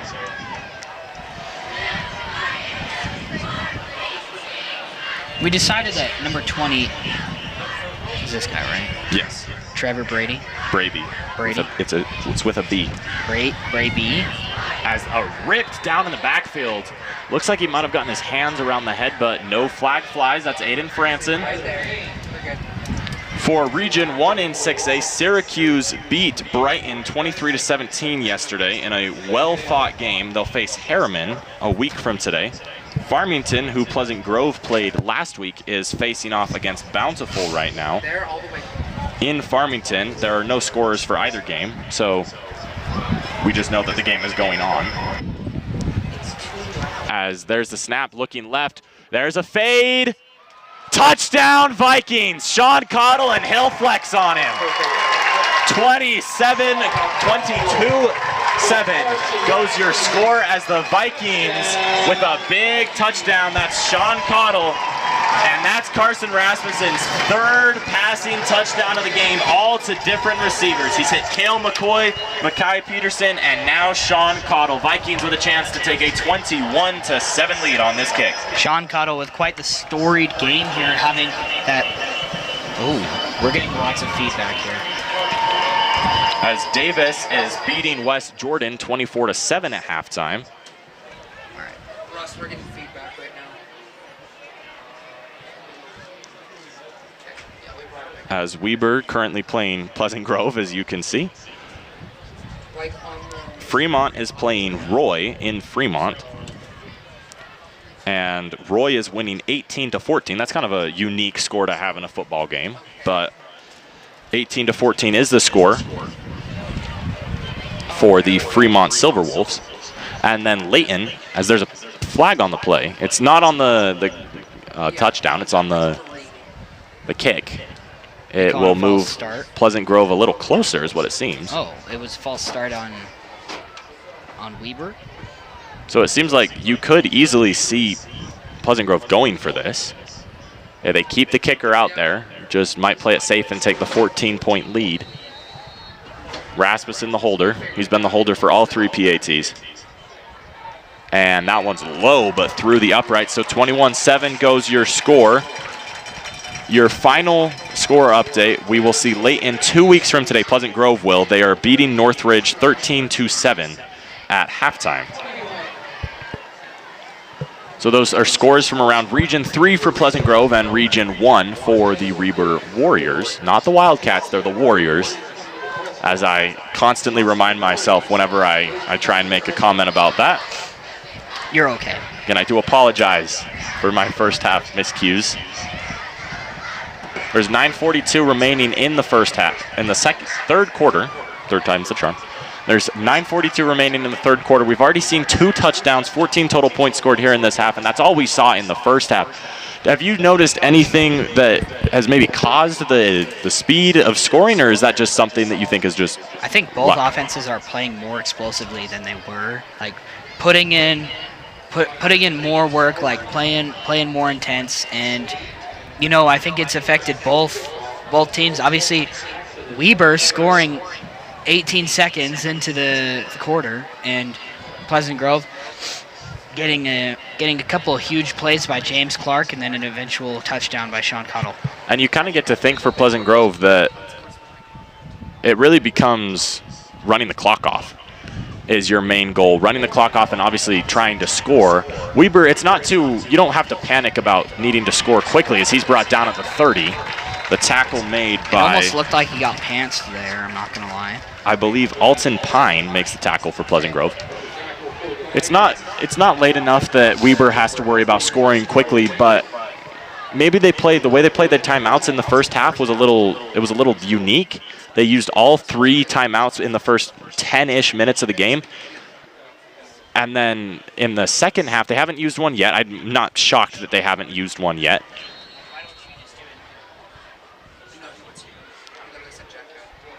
So 9:37 remaining in the third quarter.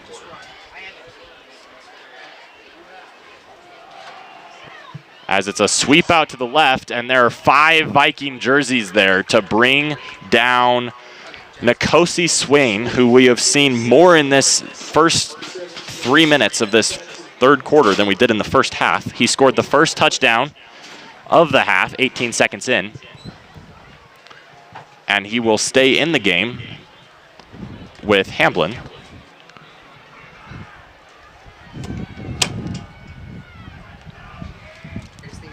And the play action, Hamlin throws way out right, and the completion made by Braylon Parker.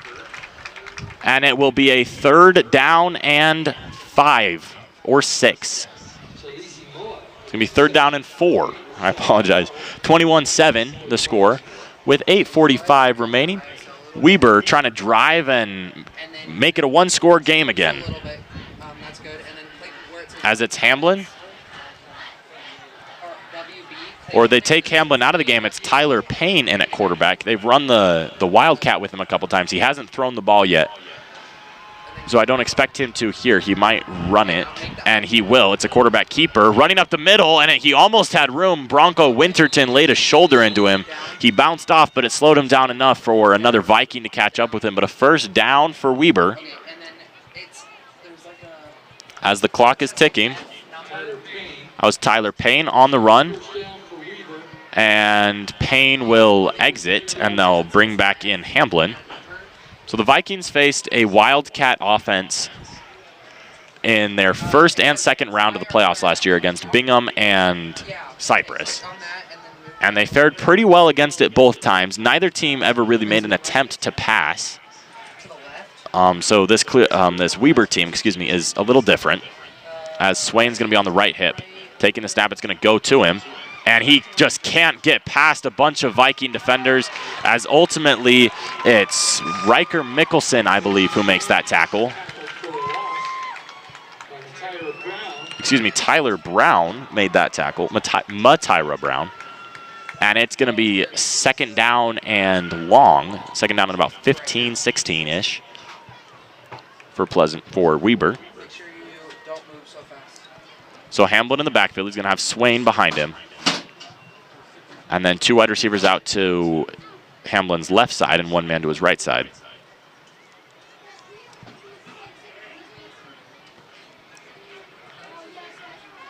Swain comes up to his left hip. Hamblin takes a snap. They're going to hand it off. He's got a hole. And a big gain on second down. That's exactly what they needed to make it about a 3rd down and 6. And very manageable for this Weber team as they try and get past midfield in their second possession of this half. They scored on the first one in 18 seconds. That's a 3rd down and 6. They're going to keep Hamblin in the game. So they're not going to go back to that wildcat with Payne. Just to keep it going, we've got Swain behind Hamblin. Trips out to the right, takes a snap. It's a bad snap. Hamblin is running for his life, and he gets brought down at the 31. So a huge mishap by Weber on what was supposed to be a designed run, a designed quarterback run. You could tell by all 3 wide receivers running right down the field and engaging in blocks, ends up in a big loss. And Pleasant Grove's going to get the ball back with a chance to make it a 3-score game.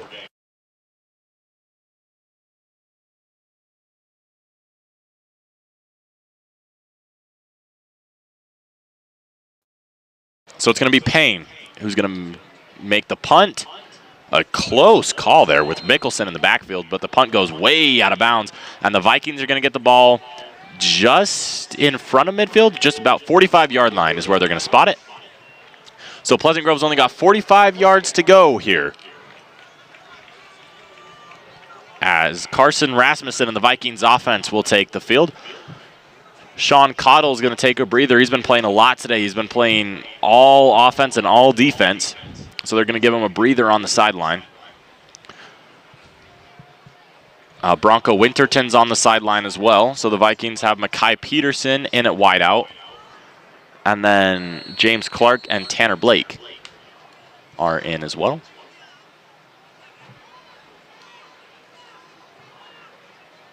And the snap to Rasmussen and shotgun with a running back on his left hip.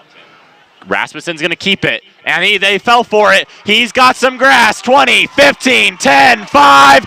And just tripped up.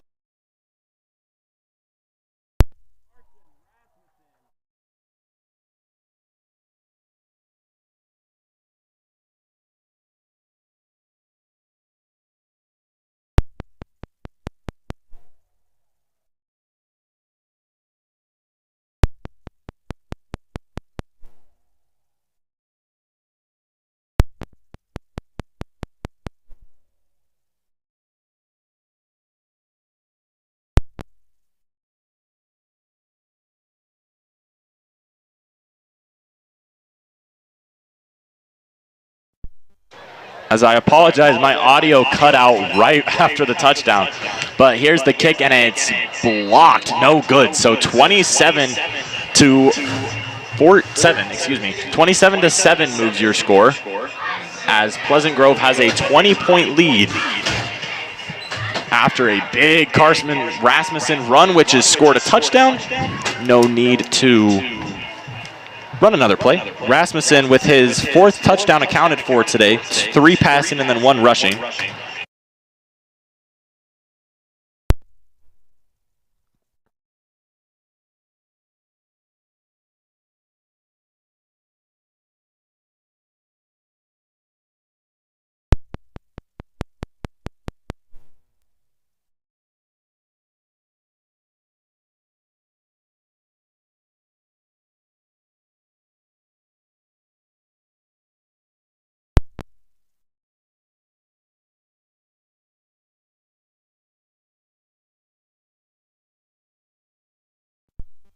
So the audio went down again. Hopefully that doesn't happen again, but 27-7 is your score. Vikings lead.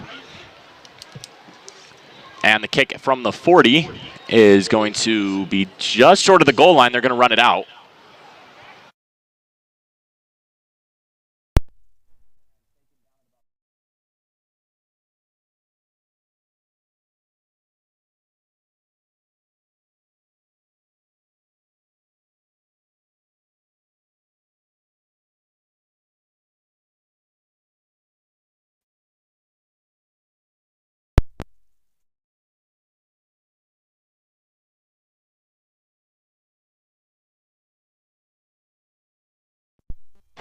Hopefully the third time's the charm.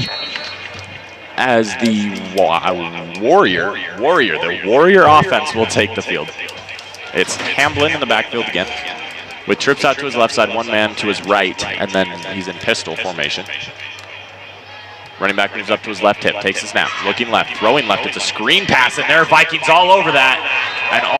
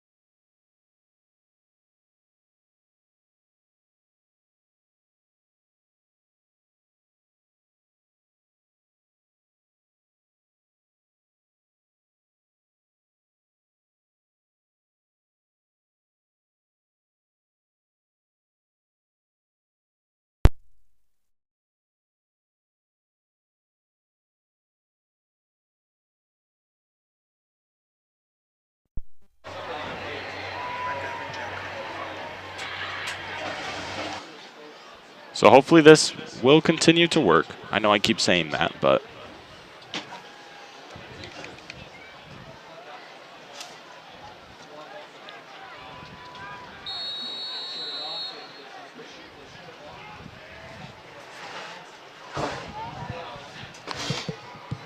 as a deep pass by Hamblin, and it's caught at the 40.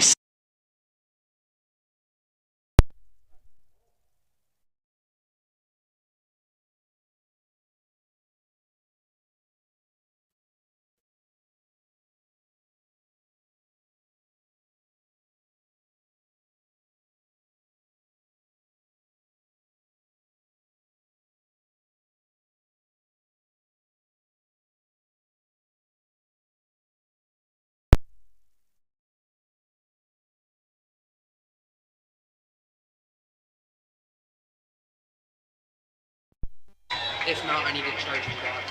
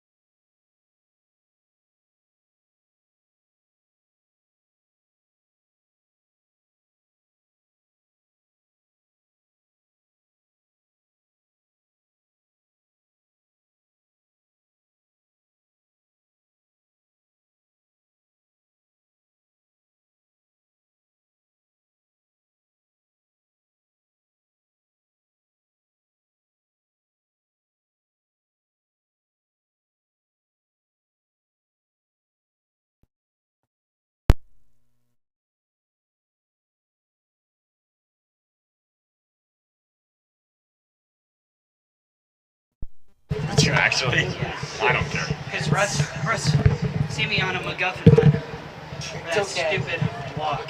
Plus, my dad said forgot the remote. my dad said he can't even hear the TVs. Yeah. Alrighty, we're back, and hopefully for real this time. We've got 1 minute and 15 seconds left in the third quarter. Jack said his dad couldn't hear it. As Pleasant Grove has 3 men out wide to the right, 1 man out wide to the left. Rasmussen takes the snap, looks right, rolls right.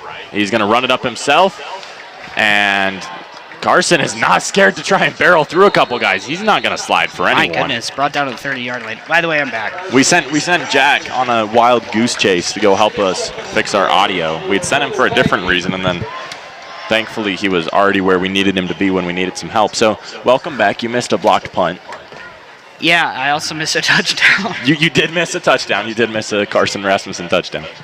Was it him that scored it? Carson Rasmussen That's rushing touchdown. fire. I mean, I don't want to like hand out awards like too early because we'll talk about it in a quarter or so. I'll wait for a quarter or so. We'll talk about it post game. We will have a post-game show as we've got probably the last play of the quarter here, unless it's incomplete, which it is. Wow. I need to stop talking or I'm going to jinx something.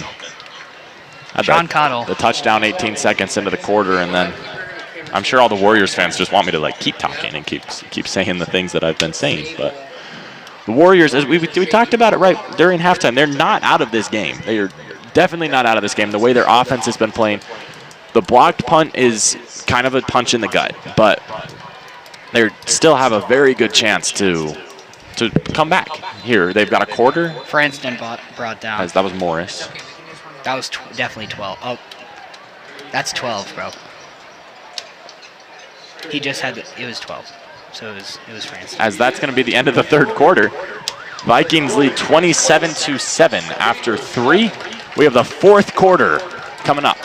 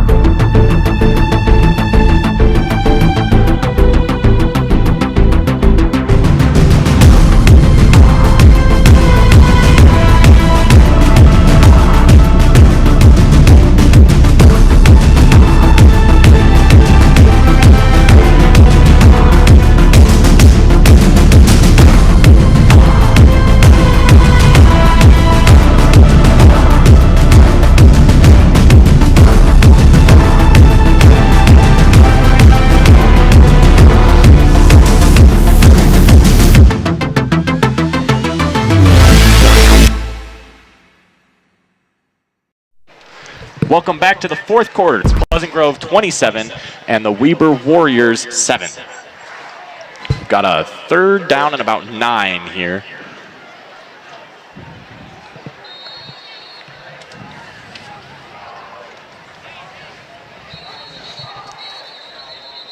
As there is going to be a timeout.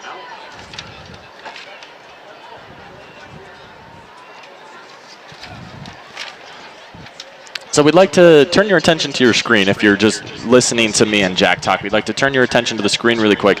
And on your screen is a QR code that will take you directly to a PayPal where you can donate to our program. This money goes directly back to us and is spent on merchandise, upgrading our equipment, and allowing students to travel to Georgia this winter to broadcast the Vikings out-of-state basketball tournament. This donation is also tax-deductible, if that's something you're looking for. And we'd like to thank you for your continued support of PGSN and our program. We love doing it. We hope you guys love watching it. And if you could, please, donate a little bit to us. But now back to the fun part for you guys and for us, the football. As Carson Rasmussen with 2 wide receivers on both sides and a running back to his right hip. Rasmussen takes the snap, looks right, throws right, quickly, almost intercepted. Slapped downwards. Pass was intended for James Clark. I think that was for 17, and he's not listed. Which is unfortunate. It is 17, and he is not listed.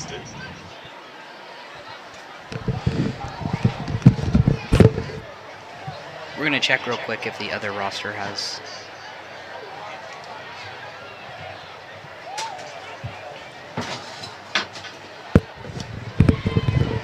Number 17, Spencer Hafoka, is a wide receiver for the Vikings. Vikings are not punting it. Throwing it far for Sean Cottle, incomplete. A little bit of a questionable play there. 4th and 9. You got about 17 yards to wherever the team is when you're looking at a field goal. So it's going to be about 42-yard kick, which, you know, that makes it seem a little more reasonable to go for it there. It is a 42-yard kick, which is far for any high school kicker. And then you turn to the kicking issues last week against Farmington. Maybe the weather's been a little bit weird, which I haven't felt it up in the booth, but we're surrounded by walls. And maybe you do go for it. It's too short of a field to punt, so I don't hate the decision. Could have turned out better, though. It always could have turned out better. Maybe, except for touchdowns. Well, I guess it could have been a cooler touchdown. Except for the first 18 seconds for Weber's second half. And they'll take the offense here. It's Hamblin with Swain behind him. Takes the snap, looks right, play action, looking left now, launching it deep. He has a man. And it's caught. Braylon Parker. Caught with at the 38-yard line. With a huge catch for the Warriors to move them past midfield. A big gain in just one play. Gabe McCoy is credited with the defense, or I guess lack of defense. As Hamblin and the Weber offense goes hurry up, takes a snap. Play action again, looking left, running the same play to the same man, and it might not turn out the same way, and it does! Again. Braylon Parker. Caught at the 18-yard line, literally moving 20 yards. On Gabe McCoy. I believe that was Braylon. As Weber's just marching down the field here, 2 yards, and they've moved almost the length of the field. It's braided.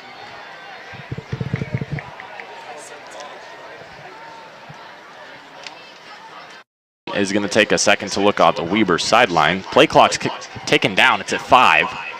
Weber has no timeouts, or the scoreboard says they have no timeouts left at 1 second. Just gets the snap off, and he's going to run it himself. And brought down. For a gain of about 1. So 2nd down and 9.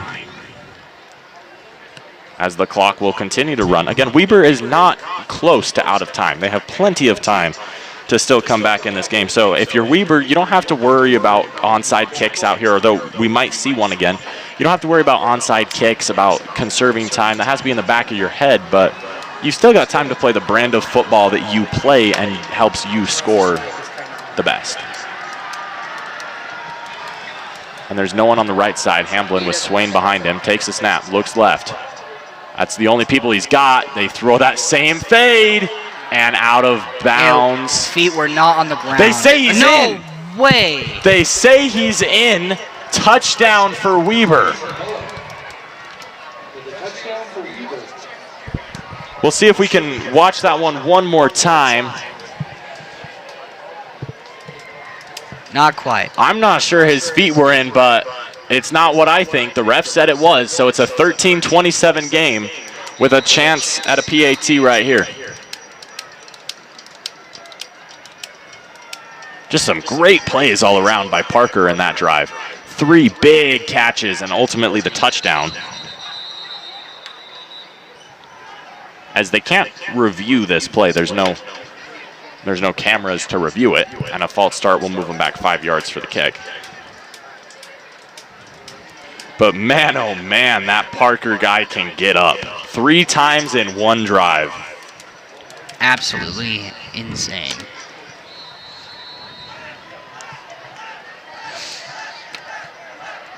As the Viking student section tries to will the kick left, it goes straight through the uprights. The Viking student section, we haven't talked about it much. A huge shout out to this Viking student section. Full turnout for today's blackout. We walked out there during halftime and they're pushed up all the way to the back. Yeah, completely. And that is a huge improvement from last year's first home game. Really hyping it up. Yeah, last year's home game was before school, and attendance always picks up after school has started. But we never filled our stands this much, though, last year. And first game, Viking student section shows out, and both teams have put on a show, especially here in the second half. And you just love to see that. As Weber is going to kick from the 40-yard line. Now it's 27-14. And they went for the onside kick to open the game. If you can call it an onside kick, it kind of looked a little bit like a squib, but ultimately Weber ended up with the ball, which is a huge momentum push to their side. They move it all the way down to the Vikings' doorstep. They might have been in the door. And they turn the ball over on downs. The Vikings' defense clutches up. And then it's been just back and forth since then, especially since the start of the second half. We've really just been seeing a shootout.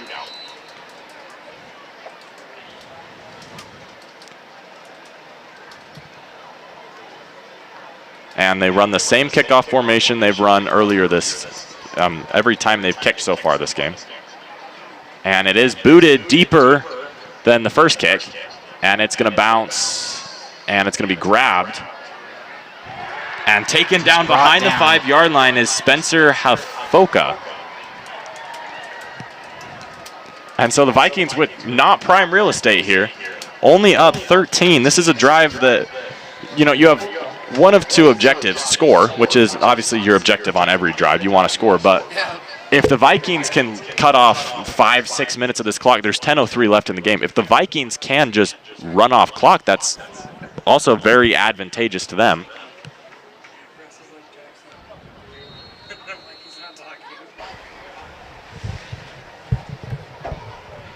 So the Vikings pushed up at their 4-yard line, it looks like. 4, maybe 5.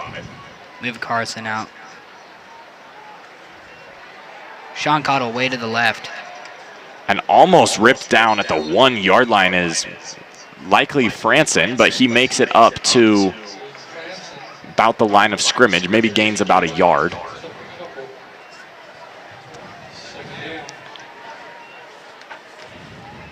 I did want to talk about Parker. Last week he had 3 catches for 35 yards and one of Weber's touchdowns. One of Kachakarn's 3 touchdowns. And some huge plays in that last drive. He has his 2nd touchdown of the season. An out route to Cottle. Oh, just barely incomplete. Cottle ran that perfectly. If we can watch that back one more time, you can see Cottle uses the blind spot of the corner, and he fakes him out and then just comes right back perfectly. The ball was thrown just a little short for Cottle, and the catch just couldn't be made. 3rd and 8. It's a big 3rd and 8, too. We're sitting way deep into our territory. It might not seem like it at the moment, but this 3rd and 8 can be huge. But first, the Vikings are going to talk about it. We'll come back.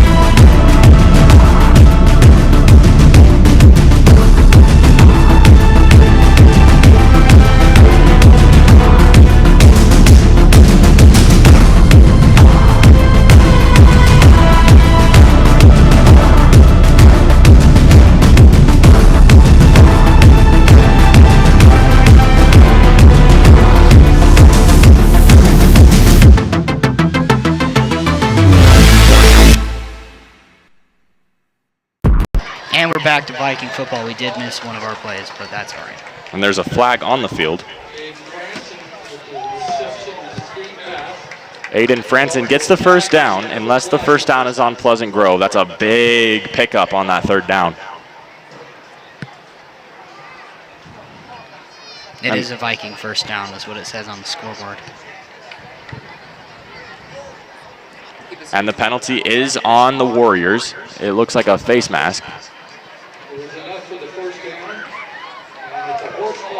A horse collar is the call. So the Warriors, with a costly penalty, moving the Vikings to the 30-yard line.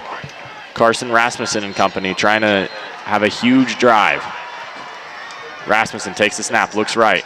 Starts to take it himself, but he's wrapped up by 3, and at the end, 4 Warriors. Loss of 2 yards. That's every little bit counts for Weber, and they're starting to really, really lock in right now. You can tell they're getting desperate, getting hungry. And for all you Pleasant Grove moms out there who want your kids to keep waking up early, even though it's a weekend, we got senior sunrise at 7 a.m. tomorrow at the Banfield. So if you want to send your kid to that, I encourage you to go. I'm going to go. Jack's not a senior. It's a fun experience for you seniors. It's an awesome way to open up senior year. As Carson Rasmussen drops it hits left to with Cottle. Sean brought down. Once again, that's at 7 a.m. at the PG Banfield. So Pleasant Grove with a nice little drive, but another big third down. We just had one, but it's a 3rd and 9 here. And Pleasant Grove has a lot to go off. I'm fine with it. It's up to Rasmussen takes the snap, looks left, looks right. He's going to have to take it run himself. And man, that might be costly to him. It's going to be a 4 and 3.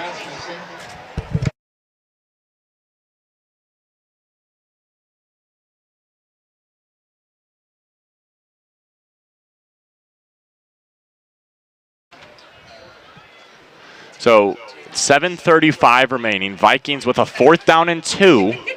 They bring Rasmussen off the field and they bring Tanner Blake off the field, but they'll take a timeout before they decide what to do. So Bronco was on the field, but Tanner Blake, Carson Rasmussen, like a couple big offensive players coming off the field, and now Rasmussen, Blake, and some of the big wideouts join the huddle again. Aiden Franson's in there, and Spencer Hafoka's in there. So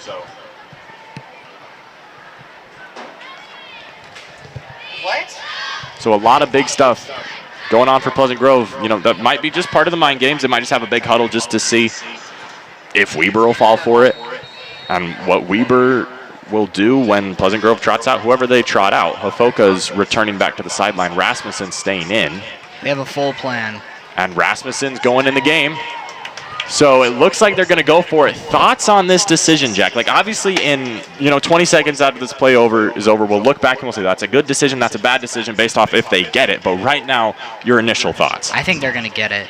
I think that this is a good decision. We have three receivers on the right, or the left, and then we have Mackay on the right side. Well, they can't hit Mackay because he just had to run from sideline to sideline. He's probably too winded. But, wow, the Warriors are stacking the box. False start. It looks like Pleasant Grove was just going to try and get the Warriors to jump off sides. They used their last timeout. So 7:30 remaining in this game. Neither team has a timeout. So no quick way to stop the clock for either team. So coming into this huddle, now it's expected for Pleasant Grove to come out and punt it. You try and get them to jump off sides. Now it's just time to punt it and give them their opportunity. But if they had gone for it, I don't really see a pro for them going to it. You turn it over and you're at the, Weber's at the 40-ish yard line at the best. Your best opportunity is that they're at the 40. And they just got 40 yards to march and make it a one-score game. And it looks like they are going to punt. Whereas if you do get it, obviously you look at that like, oh, great decision. Now it's your ball. You can keep running off clock. Out to punt, Gabe McCoy. Who has his twin brother, Cale McCoy, has a touchdown catch this game. Big lefty kick there. And they're going to let it drop. It's taking a Pleasant Grove bounce. Down to about the 5-yard line. What a punt from Gabe McCoy. That was about a 60-plus yard punt. Yeah. He took it from about the Viking 30 all the way down to the Warrior 5. So just a big, big kick by the senior. Senior. And the Pleasant Grove defense takes the field. This is a big drive for Weber. Still not time for them to panic about the clock, but this is a drive that you need to go down and score on if you want to really keep yourself highly in this game.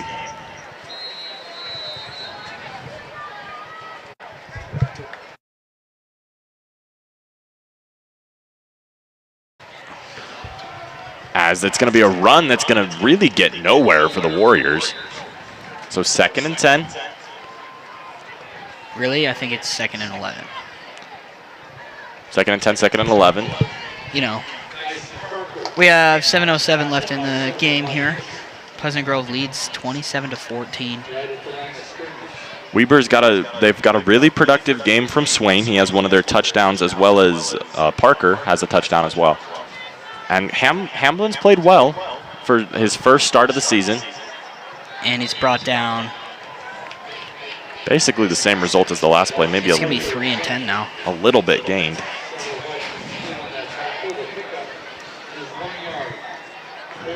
But Hamlin's been impressive. Again, nothing to hang your head down for.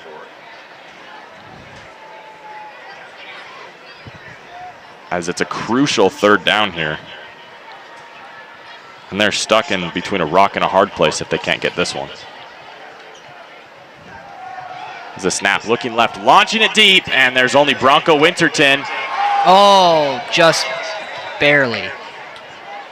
Gabe McCoy's a little upset that he didn't get the pick, and Winterton's just flashing off that incomplete. So this is a tough place for the Warriors because you're sort of admitting defeat if you punt the ball here. But if you go for it, you're also sort of admitting defeat if you don't get it, because you leave Pleasant Grove on the doorstep ready to... Yeah, down 2 touchdowns, 6 minutes to go. So Elmore's a guy for the Warriors who we haven't seen much of. He had 7 catches for 94 yards and a touchdown last week. As it looks like they're going to punt. And they do, but it's a short one. And a big Weber bounce. Is going to take it past the Viking 40 to the Viking 35.5.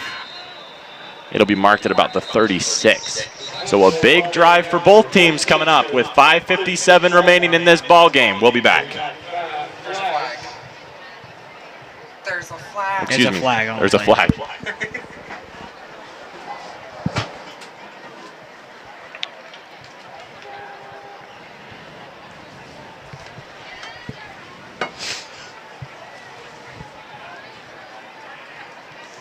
As it's likely a holding on Pleasant Grove. That's what I'm seeing being signaled by the refs.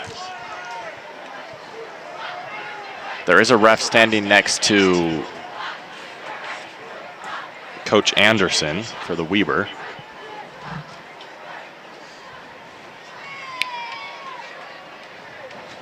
So after the play, there was an unsportsmanlike conduct on Weber. For pretending to blow the ball. I hope not. That's not unsportsmanlike. I don't know. That's all I saw that was a player acting out. I didn't see anything. The flag was thrown on the farther end of the field, so there may have been a late hit or a little bit of a tussle after the play, but I didn't see anything that stood out. But that's a big penalty on Weber. That moves the ball past midfield for Pleasant Grove.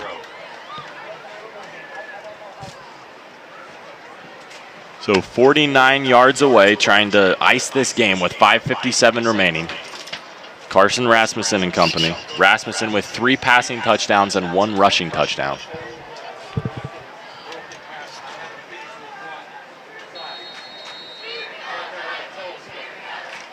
Carson takes the snap.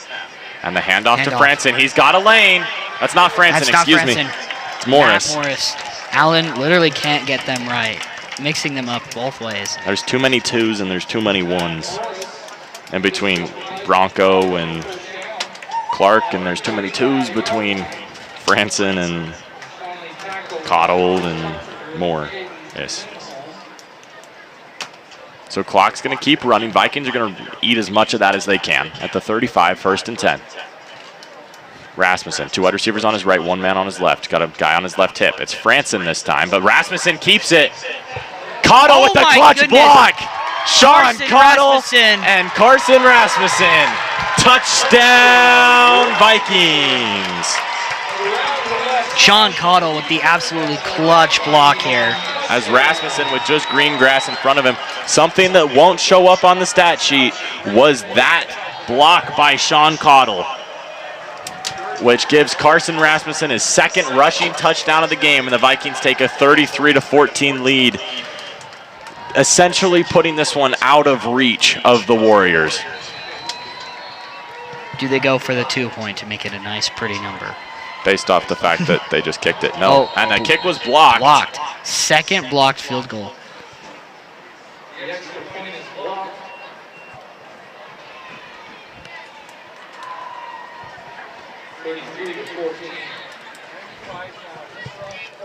Where's Tua?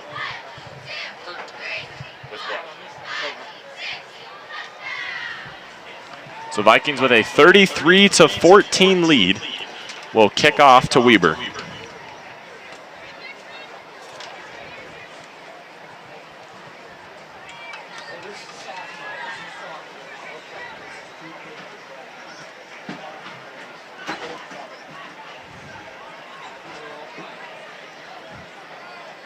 As we'll look into some scores from around the state and inside both teams' regions.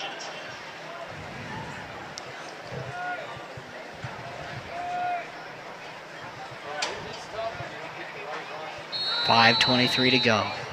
For Pleasant Grove in Region 3, Skyridge is demolishing East as cut up field and with a hole to the 35-yard line. It's been swaying the first couple returns, and it's swaying again for this one. Skyridge is demolishing East 41-17. Timpview and Lone Peak are all knotted up at 28 in the fourth quarter. Westlake is losing to Alta 34-6. Orem is beating American Fork 20-17. Upset alert for American Fork, and then Lehigh is handling Desert Hills 24-7. That's for Region 3, where all teams are knotted up at 1-0 right now. Just a very, very talented region all around. We mentioned it in the pregame, but just very, very skilled from top to bottom.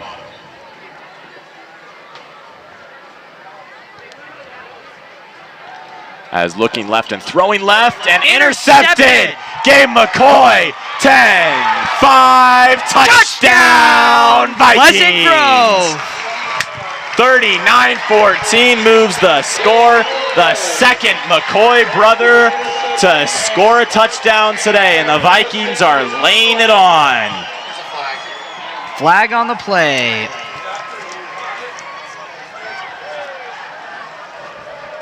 As boy, are we going to look dumb if that gets called back. Wow. We even have our spirit reps running the flags. Do you know what the Grove Street is? It's the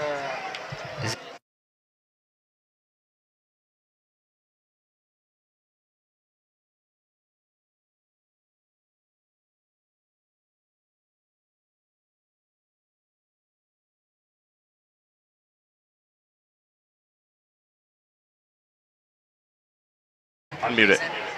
So a face mask on Weber, and the touchdown will stand. So Gabe McCoy with the pick six. Now, one thing I want to talk about really quick before we get to the extra point and the scores going around the Region 1. This game has been a lot closer than the scoreboard says. If you are just tuning in, or I don't know how this is going to get to you, but if you just look at the final score and you see this score, don't be misled, because this game has been a lot more competitive than it looks. A great game by Weber today. Nothing to be ashamed of. A lot of stuff to build on. And a very promising... Extra point is good. A very promising season upcoming for Weber.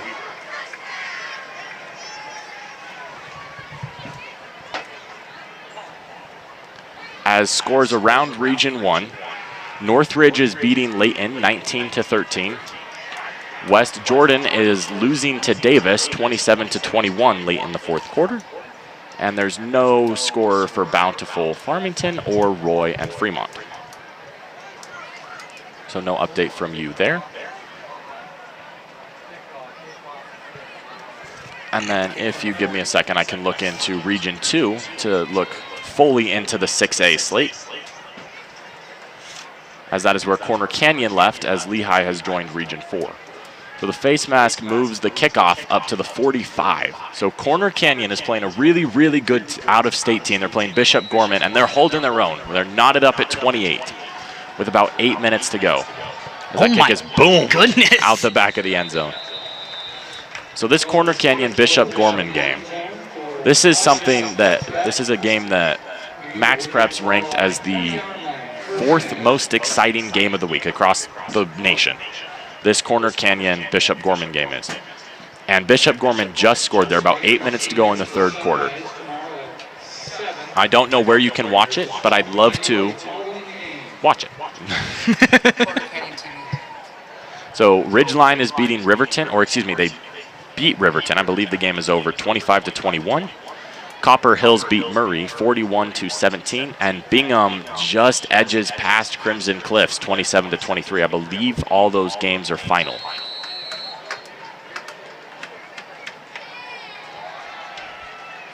As Hamblin makes a couple men miss, he's still free, cuts back to the 35. A big run, 15-yard gain for Hamblin. And Weber will not go up without a fight.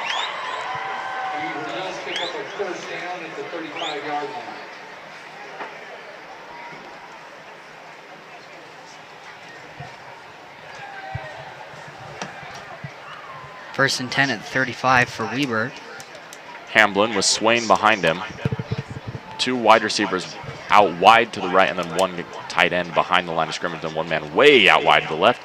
It's going to be a handoff to Swain. They go to that right side. Way to seal the edge by that offensive line. Brought down at the 42-yard line.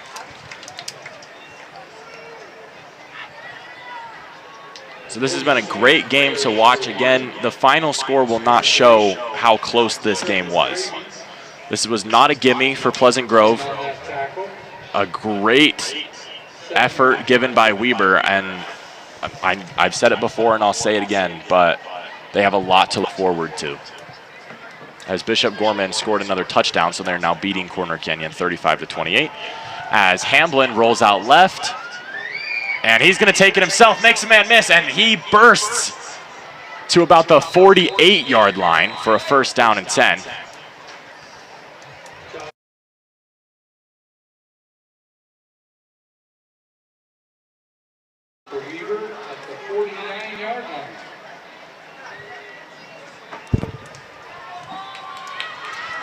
So nearing midfield.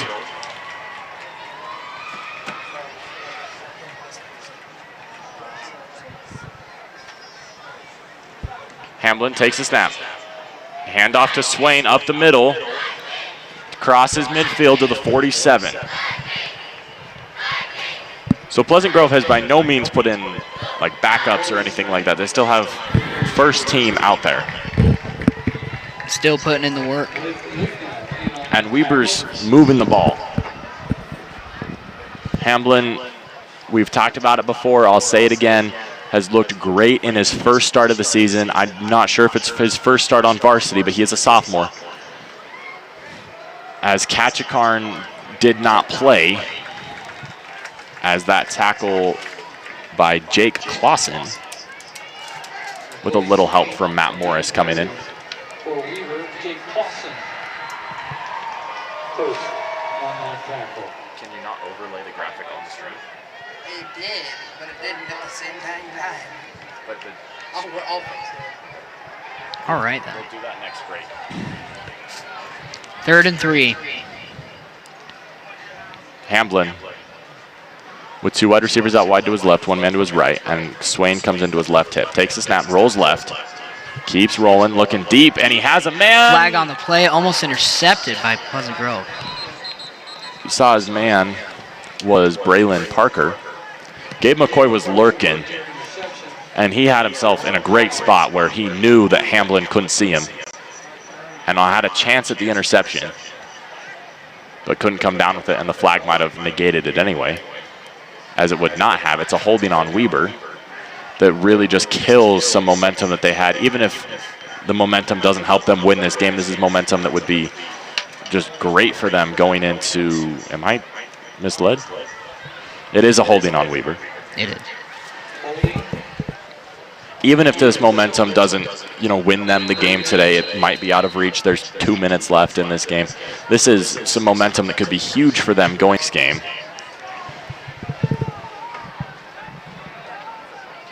Or they will face Roy at home at 7 p.m.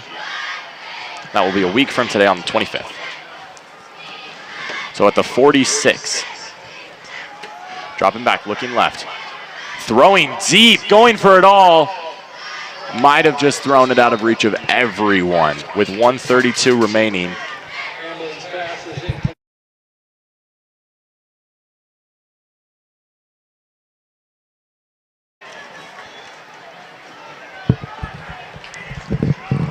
So it looks like Weber is going to punt. Here on 4th down. They have a different punter than they've used the rest of the game.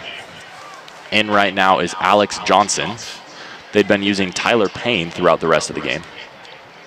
Johnson comes in, and his punt is a good one, as it's caught by Riker Mickelson. And he's going to cut it up left and get pulled out of bounds. Maybe a little bit of a late shove. A second shove after the late shove. It was Mickelson getting into it for Pleasant Grove, and for Weber it was number 79, who is not listed on our roster. Unfortunate. There's a couple. Was it not 78? It was 79.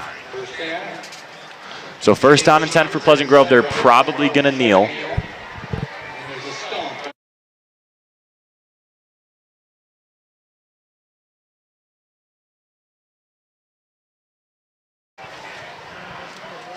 So 3 wide receivers out wide to the right. It is still Rasmussen in. And they're going to throw a screen and just fumbled. And that was Spencer Haifoka.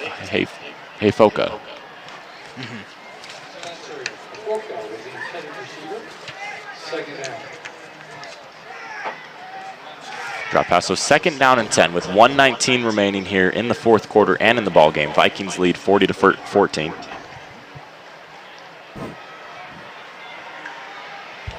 As we'd like to tell you about our next broadcast, which is going to be a week from today on the 25th, we are going to be in Granger. So if you don't want to travel up to Granger, just turn on PGSN and you guys can watch the game with us. I know I'm going to be commentating. I don't know if you're going to be commentating. It will be Allen and Kimball that day. I am going down to Vegas. It'll be me and Kimball Ray.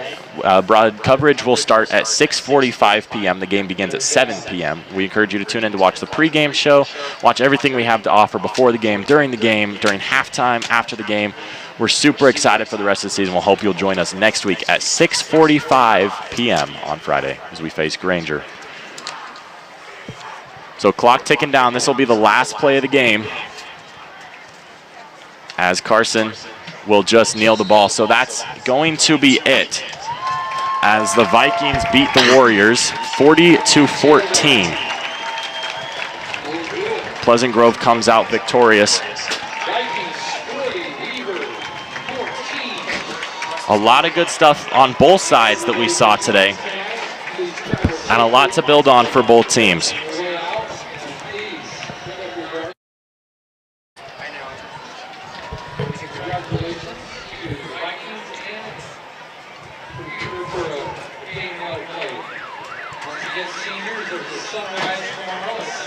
What a game for the Pleasant Grove Vikings.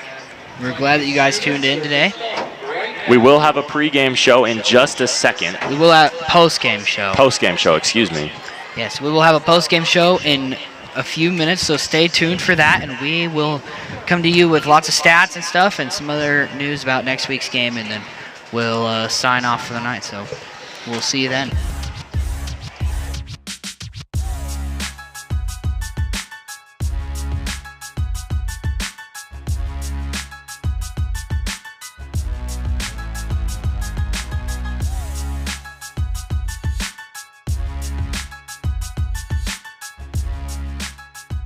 One of my main goals is like being a leader this year because I'm a senior, so it's really important for me to be more talkative than I normally am. It's just important for me to be kind to everyone and like in school to get good grades so that I can get into a good college. I do a lot of stuff outside, so I feel like I'm just anything outdoors is what I like to do. My favorite food's probably grilled chicken. One of my favorite scenes is probably when Lightning McQueen says I'm speed. I don't know. I hiked Timp one time and that was so cool. It's so pretty. I have 2 sisters and 1 brother. If I had to play another sport, it would probably be probably like softball or something. I don't know. I'm not very hand-eye coordination. That doesn't go very well, but probably softball.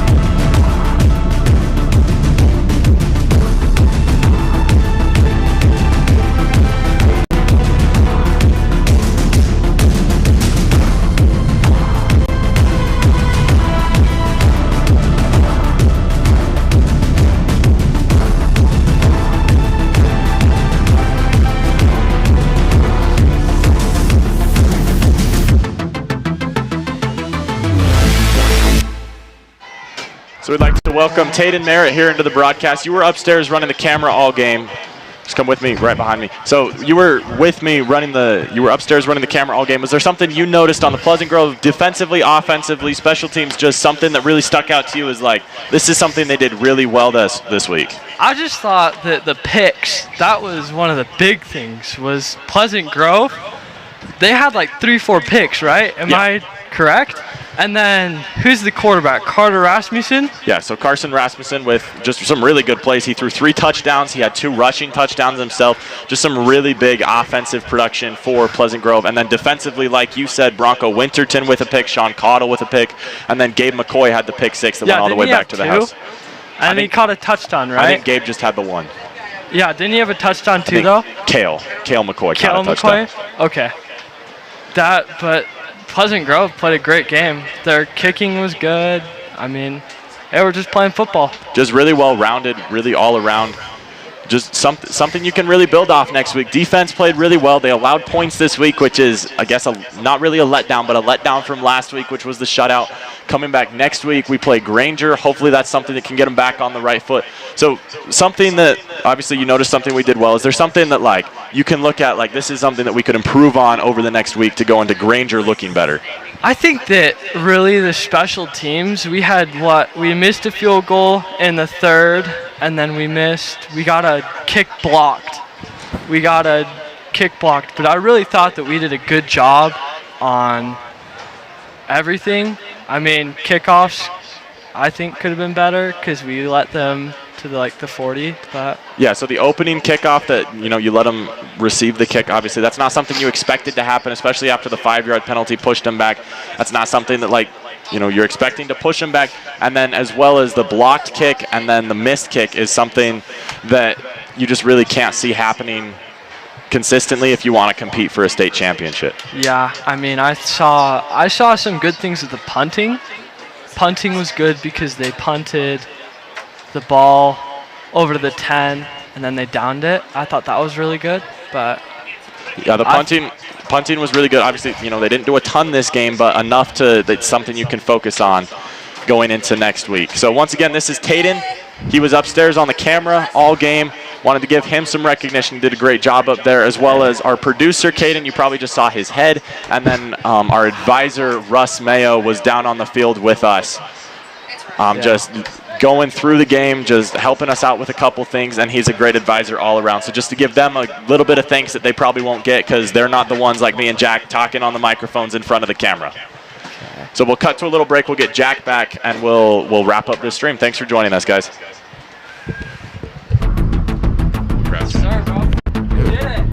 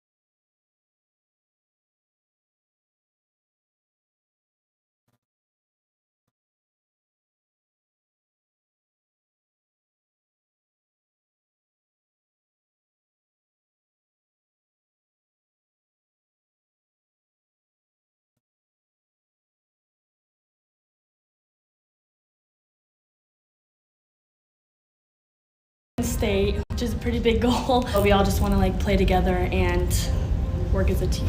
I think just building connections with my teammates and just feeding their needs and wants. Because as a setter, that's kind of your job. Going hard when you're supposed to. When you're working hard and keeping things competitive, that's when it's the most fun. So if I couldn't play volleyball, I'd definitely play basketball. If I wasn't so focused on volleyball, I'd definitely pursue basketball. The culture here is amazing and unmatchable, I think, because everything about it, everyone's so nice and it's just good vibes. And like if I were to compare it to a different school, I feel like we definitely have a beat out. Hiking just because physical exercise and the nature is beautiful. We play music all the time when we practice, so just like our random dance breakout parties, and like we always have handstand contests and like stuff like that. We're back here. Just once again, just to clear things up, I'm Alan Judson. I'm Jack Barnard. Mr. Barnard's son. That is my only claim to fame at this school.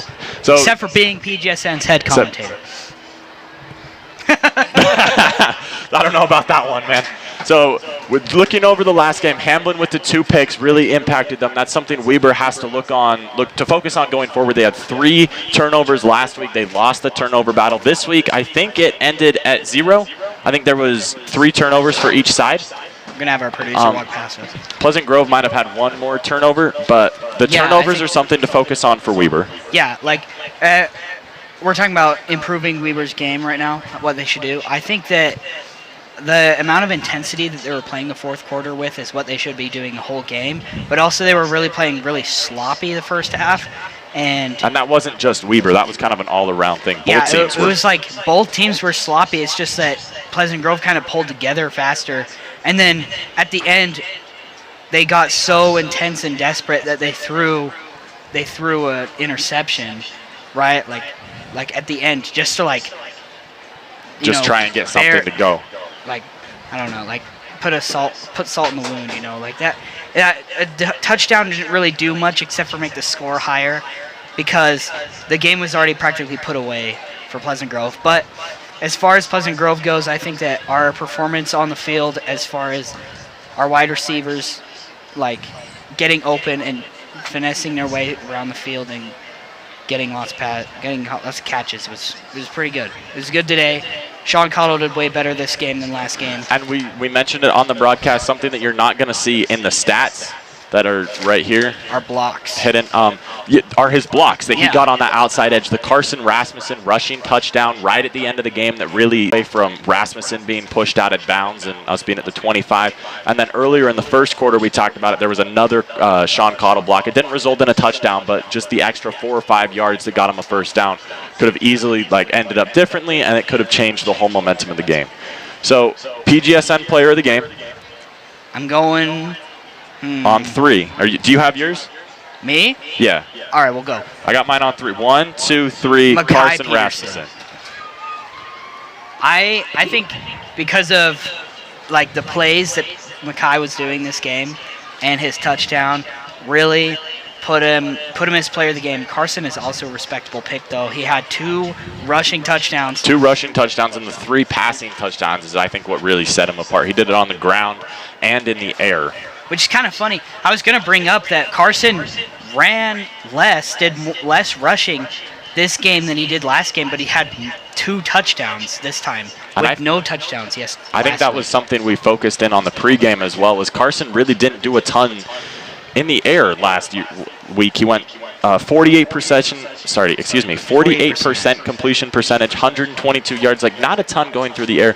We don't have official stats here, but he looked a lot better today. Absolutely. I mean, obviously you can look at it, 3 touchdowns, and he did a lot better looking at that. I think it comes down to this, and it was really first varsity start jitters were getting to him that game, and now he's completely opened up. He's got 2 touchdowns today, tons of passes.